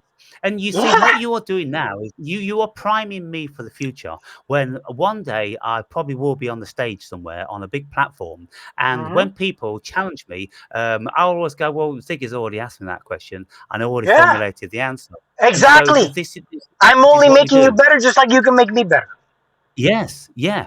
And let me ask you this. Is there any contradictions in the things that I have said that you have pointed out? I'm very curious to know this from a person like you. What contradictions have you observed in the messages that I've actually portrayed? There isn't anything like the amount of contradictions that I have, because you don't broach the amount of subjects. And when you speak about something, you're speaking about something which you have a first-hand knowledge in, whether it's your particular vocation of your health, or whether it's your garden and your plants and your growings and the everyday things around you. And so they're sort of things that everybody could accept readily without having an issue with, because you don't broach the very controversial subjects, and you don't just throw them out there like I do. Bro, I throw some controversial subjects out there for sure. Trust me, I throw some real controversial subjects out there. It's just that. Last time I looked on your channel, right, you never put up a video for about a month.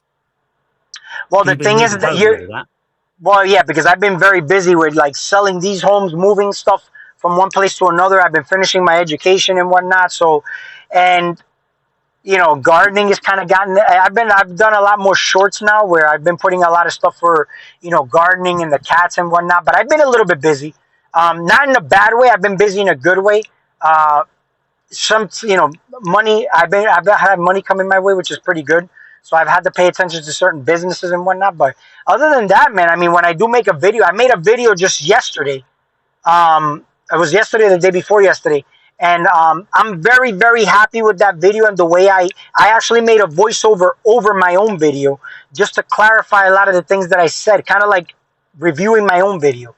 But if anybody wants to know pretty much what I'm about and the type of mentality that I come from as far as negative and positive, they'll get all the answers from that video. You know what I'm saying? It's probably like an hour long, but it's very in depth. I'll tune into that one tonight.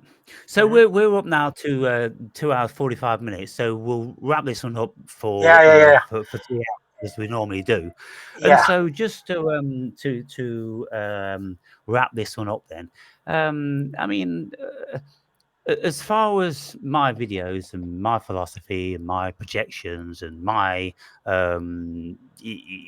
deep rooted emotional scars and all that, everything, what I am as a human being comes out in my videos because I'm uninhibited, I'm free flow, I don't shy away from talking about anything. And I'm pretty callous in what I say because I realize that there's all sorts out there. And I've known over the years that nobody cares really what I say over and above any other. When I put up my rants and things like that, in actual fact, they get more views than less, more likes than less. And so I just go, well, look, even on some of my videos, Ziggy, I think twice about putting them up. But then I go, they love this fucking shit. And when I look into the camera and call all my fucking viewers cunts and this, that, and the other, it should be an indication to them that they shouldn't be taking me too seriously in any shape or form. Because, would I call you a cunt? There's loads of people that I engage with that, I've got a lot of respect for, a lot of time, or a lot of friends. But they know I'm not speaking to them, and they know I'm not meaning anything personal. But some people do. The fragile people do think it's personal because they don't know how I operate. But I'm doing all this stuff for effect, and lots of people seem to feed on that because they're so oppressed themselves. They go, "I wish I could tell it like you did. I wish I had your energy. I wish I had this. I wish I had that." So many people are living vicariously through me when Supercilious comes out, and so we have to go figure on lots of these things. Adolf Hitler rose to his power because the zeitgeist of the time fucking needed him. And I think that people are going to be needing more people like me because they're going to be needing to get some balls from somewhere. They're going to be needing to get some vocalization from somewhere. They're going to be needing, to gather their shit together somewhere. And so what I'm doing is, it's kind of like, the distant part of my mind, I'm aware that what I'm doing, I'm paving the way for difficult times. And I'm making sure that everybody's aware of the shit that's coming down. So it ain't all cotton wool and it ain't all fucking roses. Shit's coming down, people. Have no fucking doubt about it. The world is going to turn inside out. All different sorts of stuff is going to happen. Alien fucking announcement, Third World War, the fucking bird flu, terrorism, all different sorts of shit. They're going to keep throwing that shit at us constantly, because they're struggling to manage us. And so we've got to know what's going on in the world. And so we've got to regroup, we've got to come in ourselves, and we've got to ask ourselves what we consider to be real and what we're prepared to do. And I'm calling out Americans, guys. I'm going, all you 1776 boys, are you fucking ready? Are you ready to put your balls where your fucking mouth is? Because you'll shoot your mouth off and you've all got your fucking Air-15s and this, that, and the other. Are you prepared to get out in the street and do it? And are you fit enough to run more than 10 yards without having a fucking heart attack? Because I don't think most of you are, to be fair.